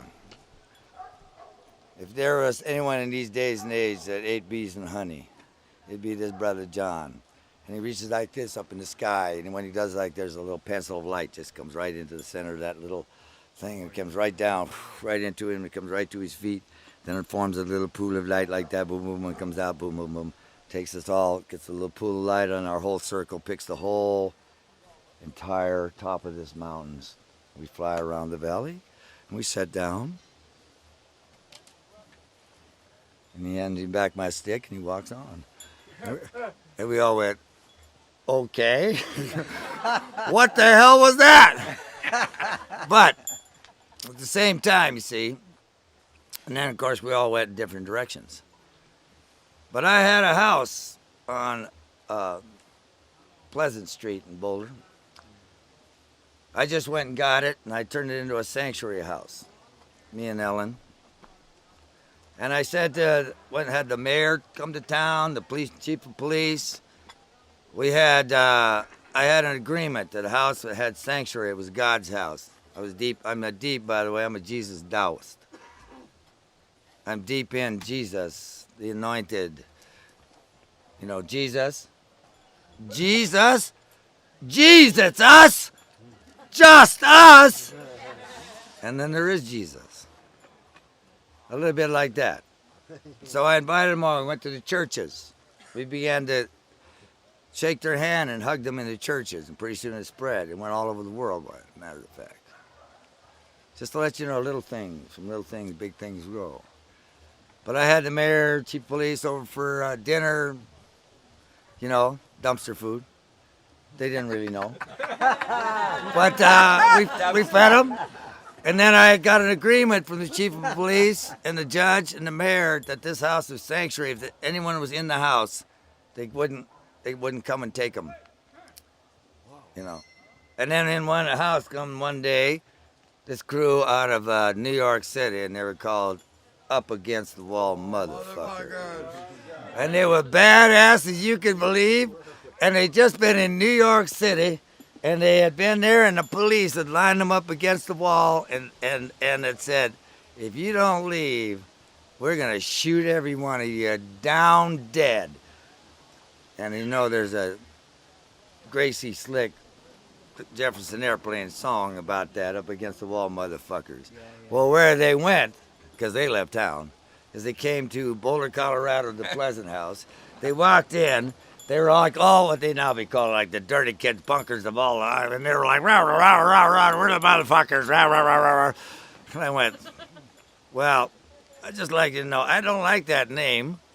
I don't like using that word, so I'm gonna call you something else. So I'm gonna call you. They had all these STP patches on it because they ate that drug and the STP oil. I said I'm gonna call you the STP, and they became the STP family. And then they become the Buccaneers, and then the Buccaneers came John, Crazy John, and Sonny, and so many of our people, and they lived up the mountains, and we were all kind of wild. But when all of that was up in the mountains, we had about 200 people still. And then one night, these two guys rolled in with a pickup and a pistol, 45. They got out, fired off a gun. Everybody gathered around. They said, we want that sister right there. Boom. We want that woman. Nobody did nothing. And one of my brothers, my sweet brother, my leader brother, my mountain man, I am the leader brother, Don. He stepped up. Come on. But no one stepped up with him, you see, because he was the leader. And they beat him down and left him scarred. And then they assaulted the woman and they left laughing. And that was the day we sort of launched what I call the Tactical Love Force. The idea that we had to do something. Just like in the crash pads in Haight-Ashbury. We had, if you were in a crash pad and the gangers that came, the speed freaks started busting in on the crash pad, two things happened. Either you had people that would get up and bar the door and everybody went to the windows and the doors and kept them all out, or people started running and then you knew to run away. Well, we started the Tactical Love Force, the TLF, right that day. Just like the carnies, Hey Rube, they all come running. We use the same kind of thing at Wheeler's Ranch that Feather was talking about. It's Gadaba. I mean, hey, wow, look out, what's going on? So, I want to get on here. I went to New York City. To where Ellen came from. I went to her family. I went to the Hebrew people. I'm part of their tribe. I married in. They ain't throwed me out. They didn't really ask for me, but here I am. Okay? I found all kind of things, but then her and I moved into 44th Street between 8th and 9th Avenue in New York City. And we had a little tiny apartment about as long as this here stage. And every day when I went to work, I would ride up and down in the subways, buses, or walk, and I'd sing. And I would, talk to people. And I'd go, hey, good to see you in the morning there, brother. I like your tie. I think you're all right, brother. Whoa, I like how you're wearing your hair there, sister. Ooh, you on your way to work? I respect that. I love you now. Hey, are you out there? Hey, brother. And they just go, what in the hell is this? But I just sang to them anyway. Right? I used to sing on the streets just for kids. I don't sing very well, but I do sing loud. Anyway, so... And occasionally people would come up to me and go, who the heck are you? And I'd go, well, I'm not really a nobody, but come on over to my house. We sit in circles and get dizzy, And so I had circles every night in my house. And then I heard this thing from this guy named Ram Dass. He said, no matter what sound you hear, don't let it interrupt whatever you're in. What you want to do is take that sound and make it part of your own. Right? So when the airplane come over in Colorado in 72, we all just incorporated the ohm of the airplane, which they used to send all the time. So if you incorporate that ohm in every sound and feel the vibration, then we all kind of grow too, right? Anyway, I was sitting there in a circle one day in New York City, and we had a couple things happen. Oh, yeah. I should mention we had on Christmas Day, 1968, in Sheep Meadows, we had a circle of silence for peace and for the appearance, for me, of course, of Jesus, And so I go, the day before on Christmas Eve Day, we go, wow, we should go and invite Bob Dylan. So we jump in a rig and we race out of New York City the same day that Beatles released today's your birthday, right? So we're all singing that. And we're head up to Woodstock. We finally find Bob Dylan's house, knock on the door. He opens the door, and I say, Dada, we'd like to invite you to come to this thing the next day. And he says, where are you from? I say, Montana, and da-da-da-da. And we shake hands. He says, I can't come, I have a guest. And it actually turned out it was George Harrison was inside. And but I didn't know about that for years. But anyway, so he said graciously, come back some Sunday. And then he wrote a song about that, by the way. It's something about the Wildcats from Montana and his friends come by my door way back when. It's like that. It's one of his old songs. Anyway, so the next day we had a Circle for Peace. And we called it a homecoming. And welcome home. And on the front page of the New York Times, the New York Daily News, and all the newspapers in New York, it said, homecoming today, welcome home. Because you know why? Because the astronauts are coming back from the moon. And the only place they could see, historically, you can check it out, in that they could see Houston, Texas, where their families were, and New York City. And that's where we were. And there was maybe, I don't know, 30 of us. And it was cold as hell. But anyway, about 2 weeks later, I left New York City. I hitchhiked west with my friends. My friends got off in San Francisco. I hitchhiked on. I hitchhiked all the way to Alaska. I sat on the bay in Anchorage, Alaska, after 11 days on the road, on the Alcan Highway, no food, all that stuff, boom, bah. I sat there and I'm like, wow, okay, what? I was taken out of the body. I was taken right to the top of the world, right there by where the Rocky Mountains begin. You'll see where the Rocky Mountains, there's a natural cross that runs across the world. There are lines of force that run in every direction from them. One wall runs down the Great Wall of China, all of this. One is the Aleutian Chain, where they set off the bomb on Amchitka Island in November 17th, 1971. And started, it was like the crack of the world. And they actually cracked the world, just like a karate blow to the world, and set up the earth shift and change. It's going on now. But I saw, and I rolled down the Rocky Mountains, and I got near Aspen, Colorado, and I saw this giant aspen tree. And I lived up on Independence Pass with some of our family already. And there we got this giant aspen tree, just like, whoom. And I said, whoa, I knew all the gatherings to be near Aspen, Colorado. Yeah. So I flew back a brother brought me a plane. I flew back to San Francisco. I went looking for my friends, Ellen Light and David Light. And my wife, Ellen, and David Light, they were together now, Hebrews. And they were at this crash pad on Oak Street. And I went there to where they're supposed to be, and there was nobody there but this landlord, and he was cleaning up and all that. And he said, they left. I don't know where they are. I don't even know who these people are. Da-da-ba-dee, you know, the usual thing. And then he goes, and over there, as I was about to leave, something fell over and went. And I said, what's that? And he said, oh, that's somebody left this here instrument. And it's like it was a 2-string thing with a bow. He said, you can have it, and want them, I'll throw it in the trash. I said, well, I'll just take it with me. How's that? And he said, okay, but it had a bow. And I said, this is way too formal. So I gave that away. I walked down the street about a block, and I'm going boom, boom, and this guy walked up to me and he said, you have a Lao Tzu.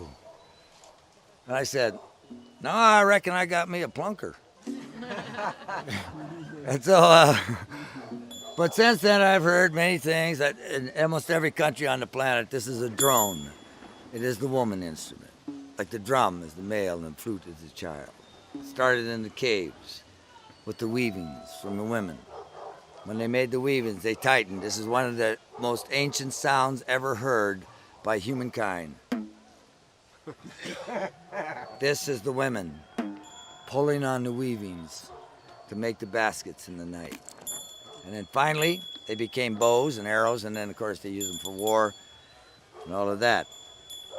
So I started walking with this thing, and I'm still searching for where I'm going to go. I wound up finally in July 1969. I'm in Taos, New Mexico, and I'm hitchhiking out of Taos. I'm following this little trail of light. By now, I'm speaking mostly in rhymes all the time. It just kind of happens, you know. I just kind of hang on the road. Next thing you know, I'll be standing there, and here I am again, and you can feel it begin etc. I can do that for all the time. But I just kind of did that, and I had my hair kind of shaved as a Krishna, one little knot, little top knot. And of course, I met Pradipad, who was the doodle of the Krishnas when I had my plunker, and I met him in the park one day, and I walked up to him and he goes, Narada Mudi! And I go, oh, what's that? He said, oh, this hunter of souls for Krishna, bring your sacred Veena to the temple. So I went and took it to the temple. They used it in a play about Narada Mudi, the hunter who gets his bow taken away, and he's given the sacred Veena to gather souls for Krishna. Hare Krishna, Hare Bo. So Prabhupada, what a character. We put him in the Rainbow Oracle. So anyway, I'm like, still traveling, following a little trail light. It would be like this. I'd come up to a place and it'd say like a road sign. And it'd be like, the name of the road would be The Way. You ever done that, right? And you're like, what the hell is this? And you go, yes, I'll go that way.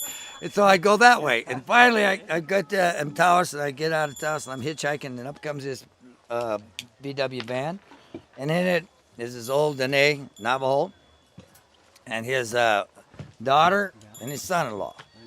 And then they put me in there, and we started riding up Taos, and about every 15 miles, this old fella is sitting in the passenger, he goes like this, Peyote. And it took me a while to figure out what he was saying, but it didn't take me long to figure out why they picked me up to take me for the ride. Because the gal, she'd cross me, she'd like lift a little curtain, she'd take out a gallon jar of these beautiful, beautiful, beautiful, which I know now is big buttons, green buttons, in this jar. And she handed it to me, and she'd go like that, right? They didn't really talk a lot to me. They just kind of pointed, so I learned my job was to go up there and give it to that old man sitting in the front, right? And he'd set it down, he'd open that jar up, and he'd go, he'd set it back down, he'd set it up, and he'd kind of shudder a little bit. I'm like, what the heck is that? And then he'd sit there for a while, and he'd open it up again, take another drip, do the same thing, and then he just got to look back, and I'd go up there, and I'd take it back, and she'd put it on the thing, put the curtain back down, and then we'd drive about another 10 or 15 miles, and he'd do it again. And we did that all the way to Ignacio, Colorado, to where the Ute Sundance. And then they let me out, and they took that wagon over there, and they went out, and they got all these, like there was it was full of gallon jars, full of beautiful green buttons and water. And then I'm walking around, and up comes this young Indian kid, young guy, and he goes, we don't want no hippies here. And I said, all right, I'll leave. In respect, no problem. So me and all the rest of the hippies, there's about 20 of us, they all get catch a ride with these folks, and we start leaving. We're driving down the road, and we're driving very fast down. We're trying to get away, but we're kind of like, all we see is a truck coming behind us really fast, roars up in front of us, and pulls in front of the road. He gets out. It's the Ute chief. He says, I sponsored this Sundance. You're welcome on my land. You're welcome to the Sundance. And please come with me. And we went back to his land, and he camped. And on July 1st, 1969, I went into the Sundance for the first time, and there was a white man that pierced for the first time ever. And I was sitting there. I knew when the dates of the gathering were to be, July 1st to the 4th, for a lot of reasons. One, because of the Sundance, and two, because my family celebrated Independence Day every year, and that's when we gathered. So it became a natural vibe. So then I left there, hitchhiked into San Francisco. I'm standing in Golden Gate Park by the Conservatory of Flowers, and my thumbs are like this, and I have no idea where the hell I'm going to go, and I'm just like looking for that bit of light, and then up drives Phil and Muggsy, and there's these people who are at the Sundance, and they said, we're going to the Valley of Big Sur, and we're reading the book, i.e. the Bible, and there's about 60 people, and please come. And I said, well, I ain't got no other. So down I went, boom. And I walked down this trail, and I come to this guy, and I met this guy, and he's digging this big hole, 12 by 12 by 12. And he's a Vietnam guy. And I described my dream while we're digging this hole, which we dug together and filled it all full of trash and disappeared it. It took us 3 days. While I'm doing that, I told him about my dreams. about the two valleys that came to one and the two rivers that came to one in this land. I was looking for that. And for this other thing, this giant thing where there's all these people together and all that. And he said, well, I'm not much into all of those people, all those things, but I'm into this home place you're looking for. And so me and 4 other people got in a rig and we went all the way up, drove out of Big Sur, went up in Canada. We came back down into Washington State and we came over the mountains into the Skagit Valley in August 1969, August 21st. And we rolled down the valley. We stopped at this one place, and it was the middle of the night, and we stopped to get coffee. Our people already had dreams about finding this place. My brother Randy, his other brother named Jeff. Up come this young woman who actually had twin daughters and had lived in this particular white house with a white picket fence and all this that my brother Randy had a dream about. And she said, oh, I know where that place is. And after 3 weeks of hard searching, we went back up there in a place called the Skagit Valley. We crossed one river. We got out. We were standing around there. And there we saw a triangle of lights. And there was an aura, and it pointed towards across the river. And the next day we went into town, went to a real estate agent. He said, well, over the Jordan River, actually it's the Clark Road, but it's over the Jordan over there. There's a place. We went over there, we drove down this road, and as we were driving down this road, all 5 of us at exactly the same moment said, oh my God, we've been here before. And we go, whoa. And so we drove up this, got out to 10 acres land, cabin. We stood in a circle. We opened the door for all of humankind, now and forevermore. So we started the home, the family of 3 lights. And it became called the Marble Mount Commune. Pretty soon, hundreds of people showed up by accident. And then one day, the folks, I met this feller from Montana. His name was Chuck. And he told me he was up there fishing. And a couple of days later, or about a week or so later, there's all these people came up. There's like a different 100 every day. Okay? And I go. And they're like my old partner named Harold Williams with me for many, many years. And a brother named Rob Roy still around. Brother Mike Pizer, Mike Bear, he was the one actually in Colorado in 1972, pointed up the mountain and said, see, there's the white buffalo on the mountain. You know, and he spoke a rainbow tongue. He said, the Navajo have sent me this message, rock and roll. No matter who you are, you know. Let's get on up the road, kind of thing, you know. It was rainbow tongue. And he rode with me for years. He was Hebrew and a wild boy and a veteran. Chuck is a veteran. Harold's a veteran. So we're up there. And so the people on the land, there's about 60 people on the land. And there's this other 100 people there on the land who just arrived kind of for the day out of the city. And they said, why don't we want you to come here and sit down with us? So we went in the backyard. We sat down in a circle. We held hands, crossed our legs, sat down. There was about 30 guys and 1 woman, which wasn't unusual in those days. And we all sat down like that, and then we're like, rah, rah, rah, how are we going to do this? And then this gal, his name is Julie, she picks up a little leaf, and she says, how about whoever holds the leaf, we respect the person and try to listen to the person that holds the leaf. And we're all like, rah, rah, rah, rah, rah, rah. And so, okay. So then she started around. It went all around that circle. Blah, blah, blah, blah, blah, blah. When it got done, hours and hours and hours and later, everybody came into the consensus of the time. And after all of that, they all came to the consensus that I should leave the land and take my brother Harold and all these extra people and leave the land. And after hours and hours and hours, I didn't block. And so that was the first consensus, really. And so we got up and we packed up. We went up the river. I pulled into this place where my partner, Chuck, it was this guy I just met who was up from Seattle. He was a biker out of Seattle. And I go, he's at a little place there, and I say, hey, well, you did say stop up and say howdy sometime. And he looked up, and there's just people getting out of rigs and vans and coming up to the fire. And he goes, coffee's on. And so we were called the Outlaws from Marble Mount, the Marble Mount Riders. And then we rode over the mountain after a few months. and we met Garrick. But I talked to him at Toad Hall, and I started running out this rap about this thing, this this gathering thing, and he goes, "Let's do it." And it was like, yeah, all right, really, affirmation. And I'm like, so we're in that book called Another Roadside Attraction. There's a rap about us being up there and being weird. And there's a guy named Tom Brown. He hung out with us. He come up the mountains. We didn't know who he was. He wore cowboy boots and out of Portland. He rode with us, and his name was Tom. He never did tell us who he really was.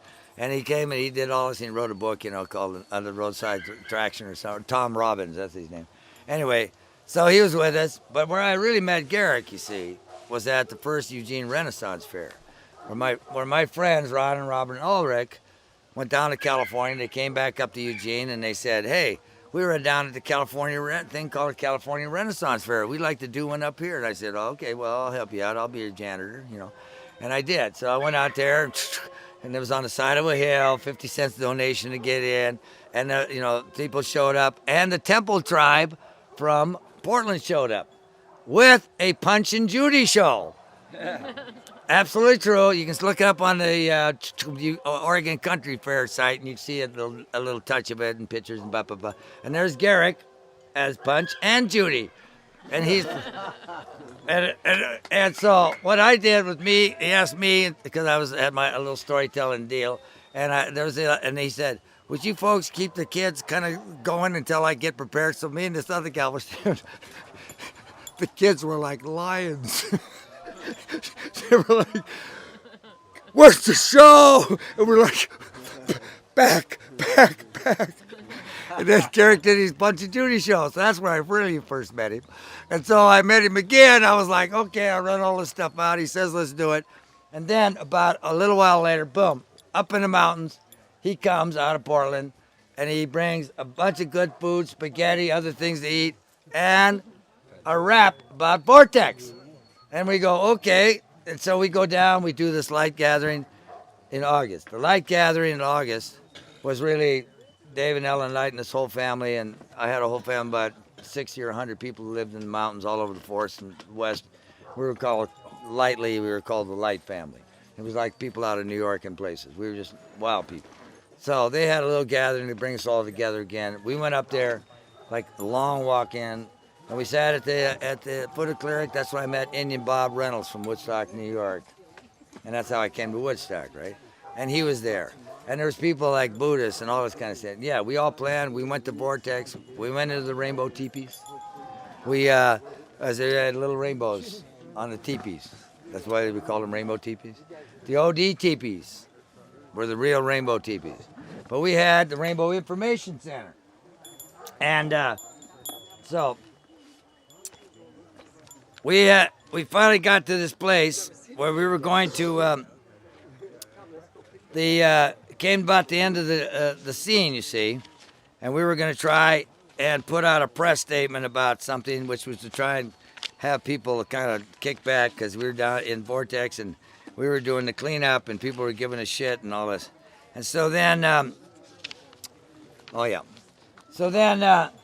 for me, and there's lots of people that have a way of where the origin of all the vibes was is this, but there's like all these thousands of people. Some people will say one size or another, but I say 75,000. And we fed them all.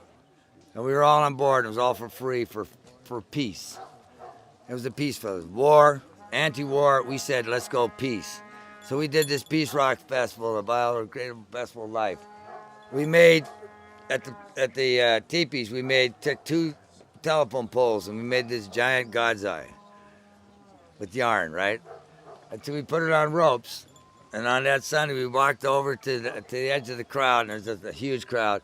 And people say the local band was playing, but I don't know, man.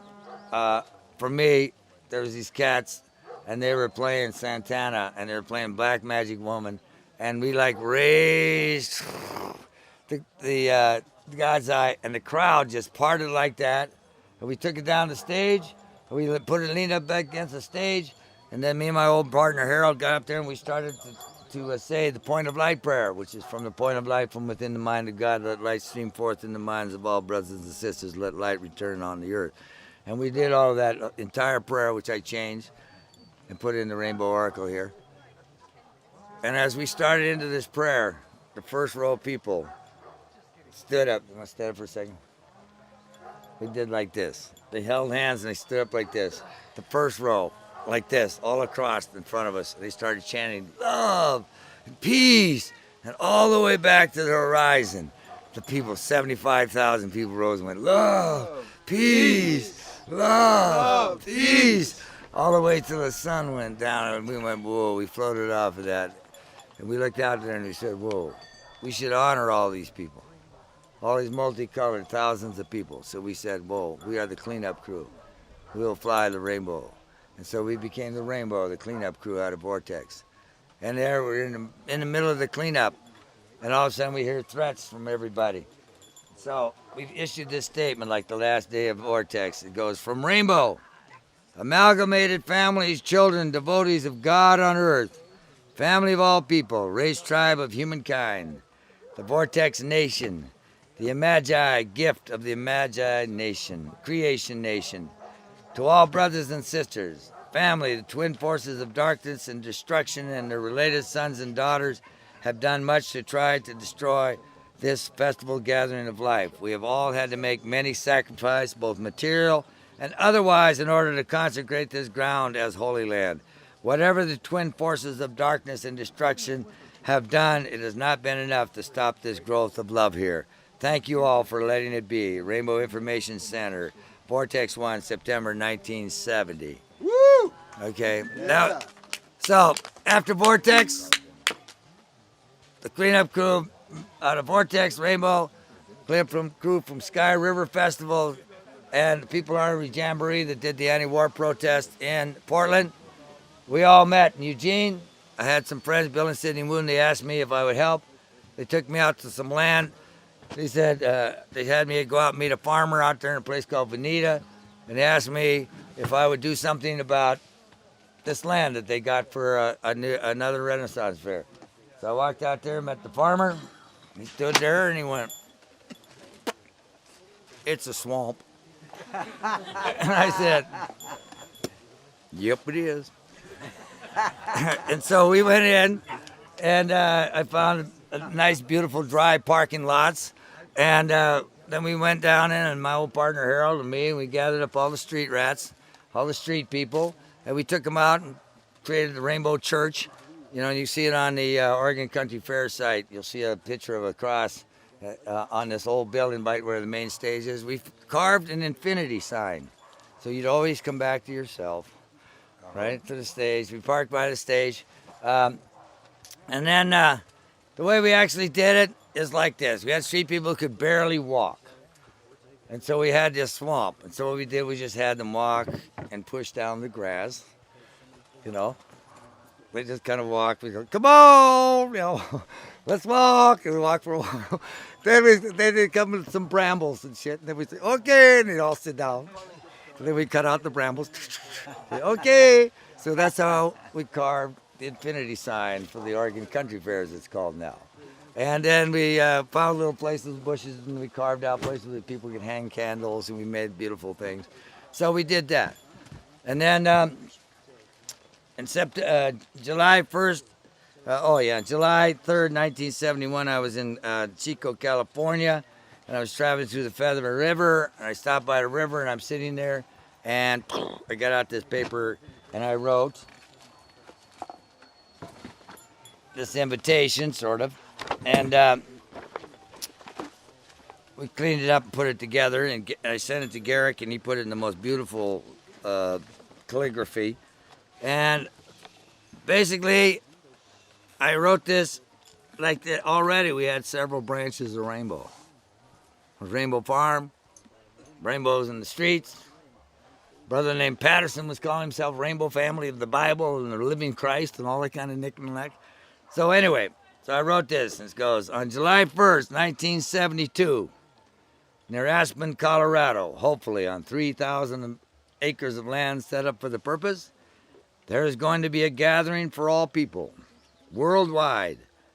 And the invitation reads, we, who are brothers and sisters, children of God and of the Goddess, obviously now, families of life on earth, friends of nature and of all people, children of humankind. Does that describe any of you? Yeah.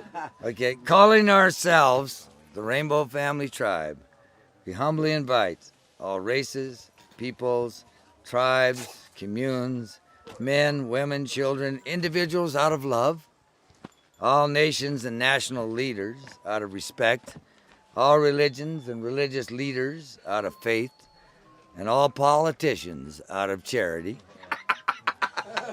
And years later we added all revolutionaries in solidarity to join with us in gathering together for the purpose of expressing our sincere desire that there shall be peace on earth, harmony among all people.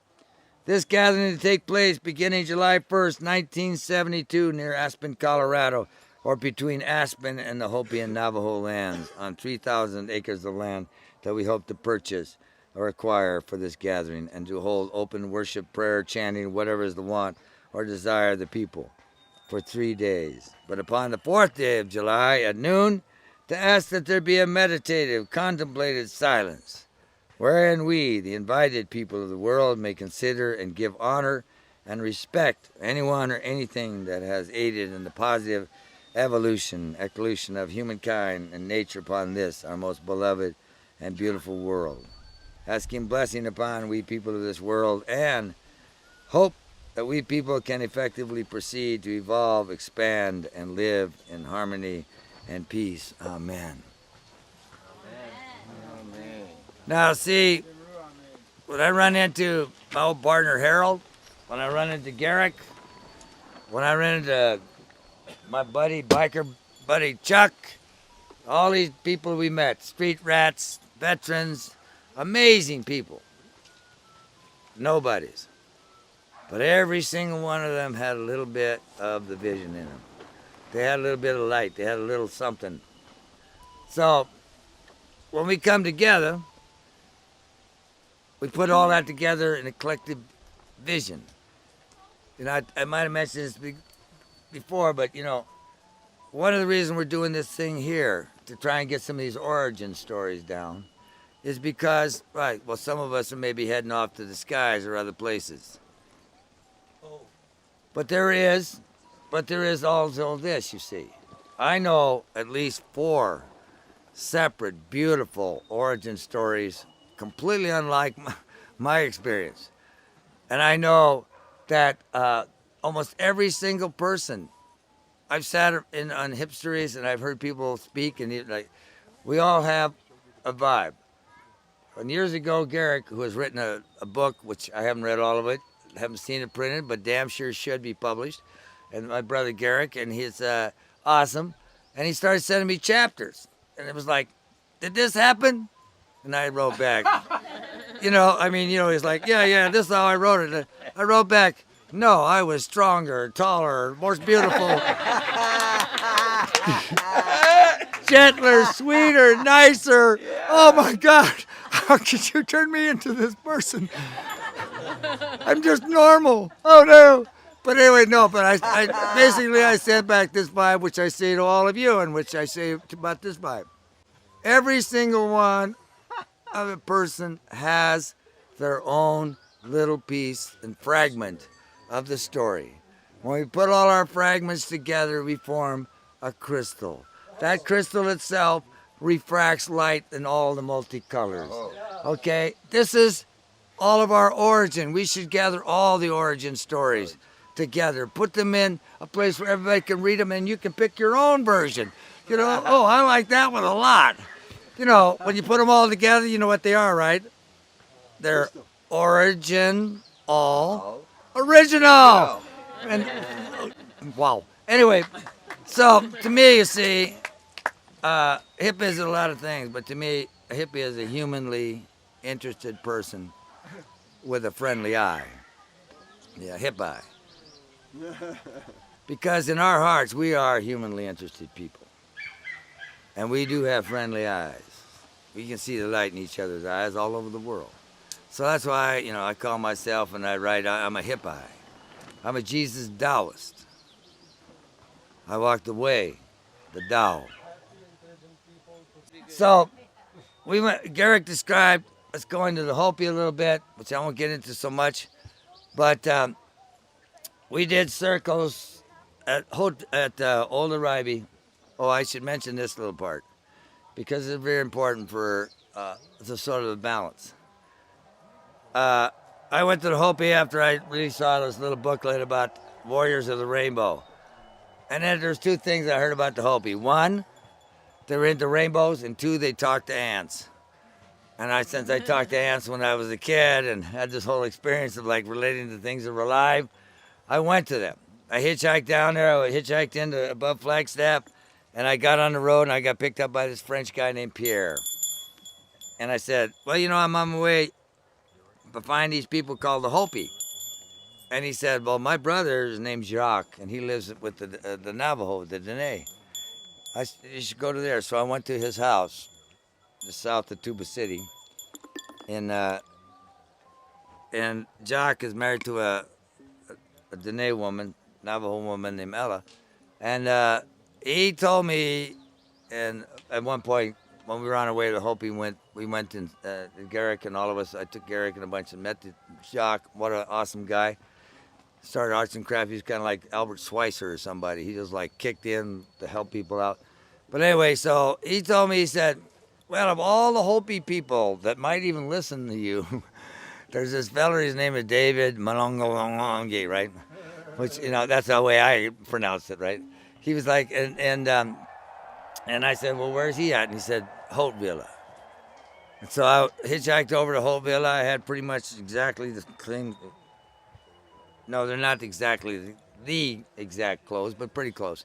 Anyway, so I went to Holtvilla and I walked in and got out and I walked up. It's a village, you know, it's like all flat houses and all that kind of thing. And it was really hot in the afternoon. There's these three kids there, and one was riding a bike around. And I said, I'm looking for this feller. It might be called David Mongong. And, you know, they go, oh. Little youngin on the bike says, you must be grandfather David. And I said, well, sure, why not? And they said, just go down there. So I'm walking down in the Holtvilla, which is like it's cobblestone. You're walking down into this place, and I'm like, how am I going to find out a soul? Nobody's moving, right? It's a hot afternoon. And I'm like, how am I going to find these people? And then I look up, and here's this here full-grown eagle, and goes, whop, whop, whop, whop, whop, whop. And it lands on top of this house in this nest where there's another full-grown eagle. And I go, whoa, this might be the house. So I knock on the door, and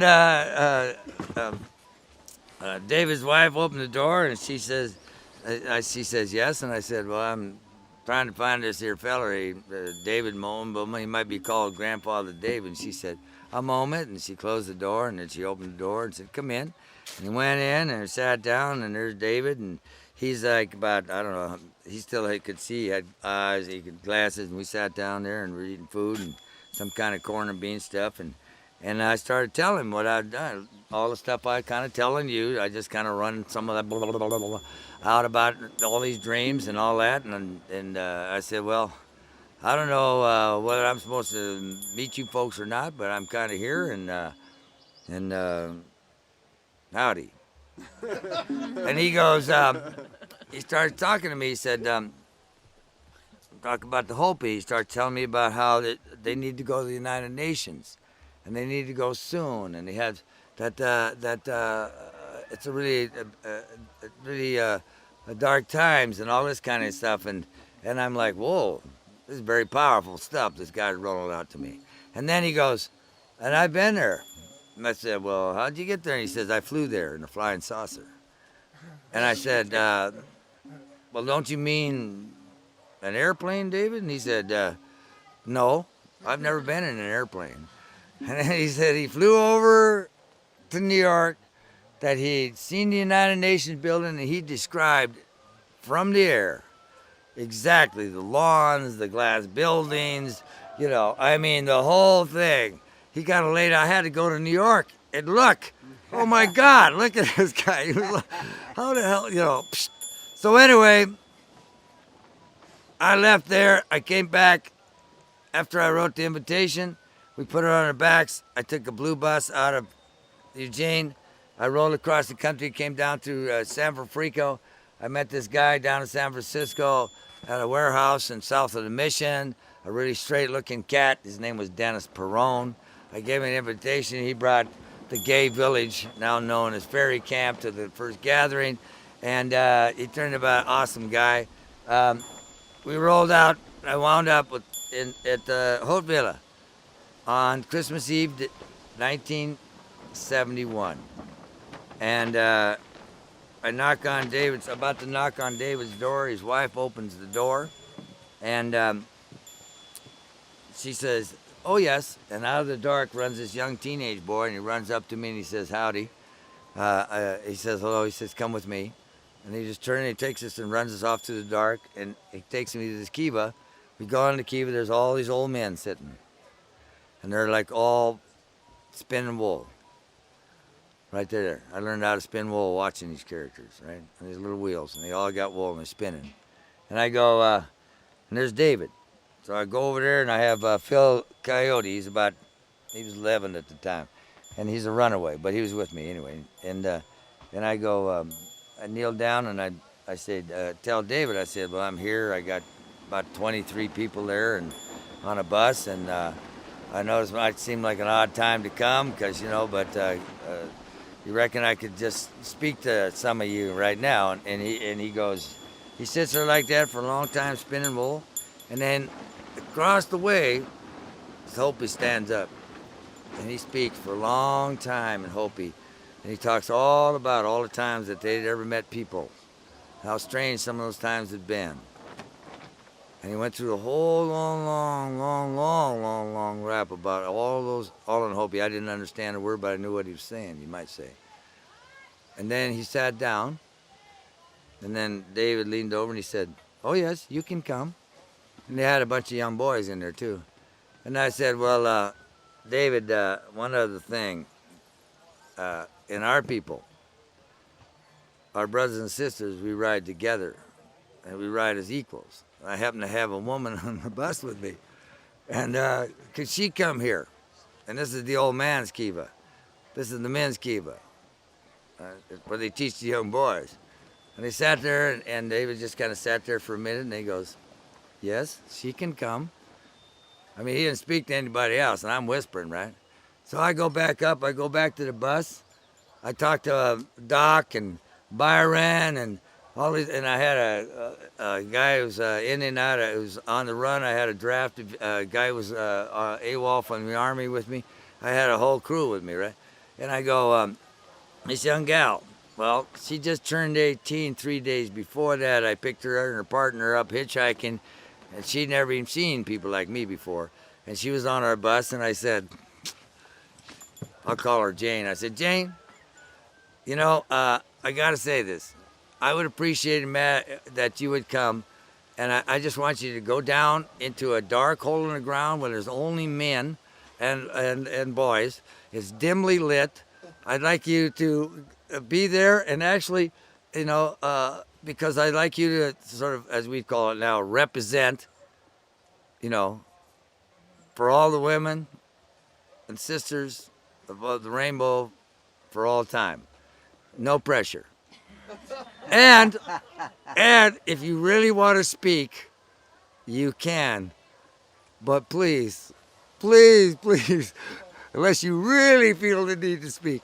And she goes, this girl's only 18-year-old. She just graduated from high school 3 days before.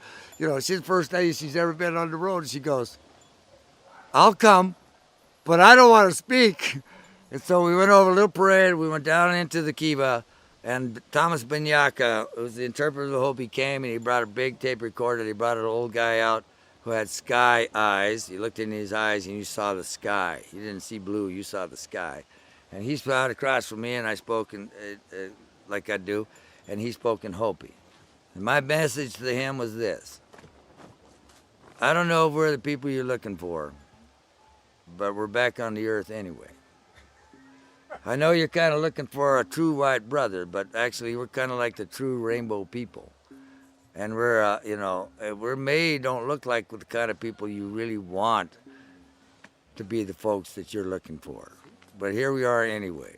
And if you ever need me, and they need our people, just call, and I'll come. And that was pretty much all I said to them. And they spoke to me a long time about, we ain't sure what the hell you are, but whoa, you know. And we recorded on this big tape.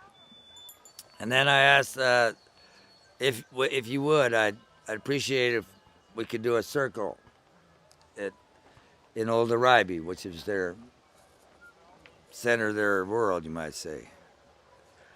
And they said, yes, you can. So I took our people and went down into Old Arriby and went to the very center of it and held hands in a circle on Christmas Eve evening, 1971. And when I went out there with Garrick and all of us, we got to Arriby and we looked. They said, that's not our stone. I asked the same thing again, and they said yes. And we went down and we held hands in the center of Arriby, the old Arriby, and prayed for the Hopi people and prayed for them to be heard.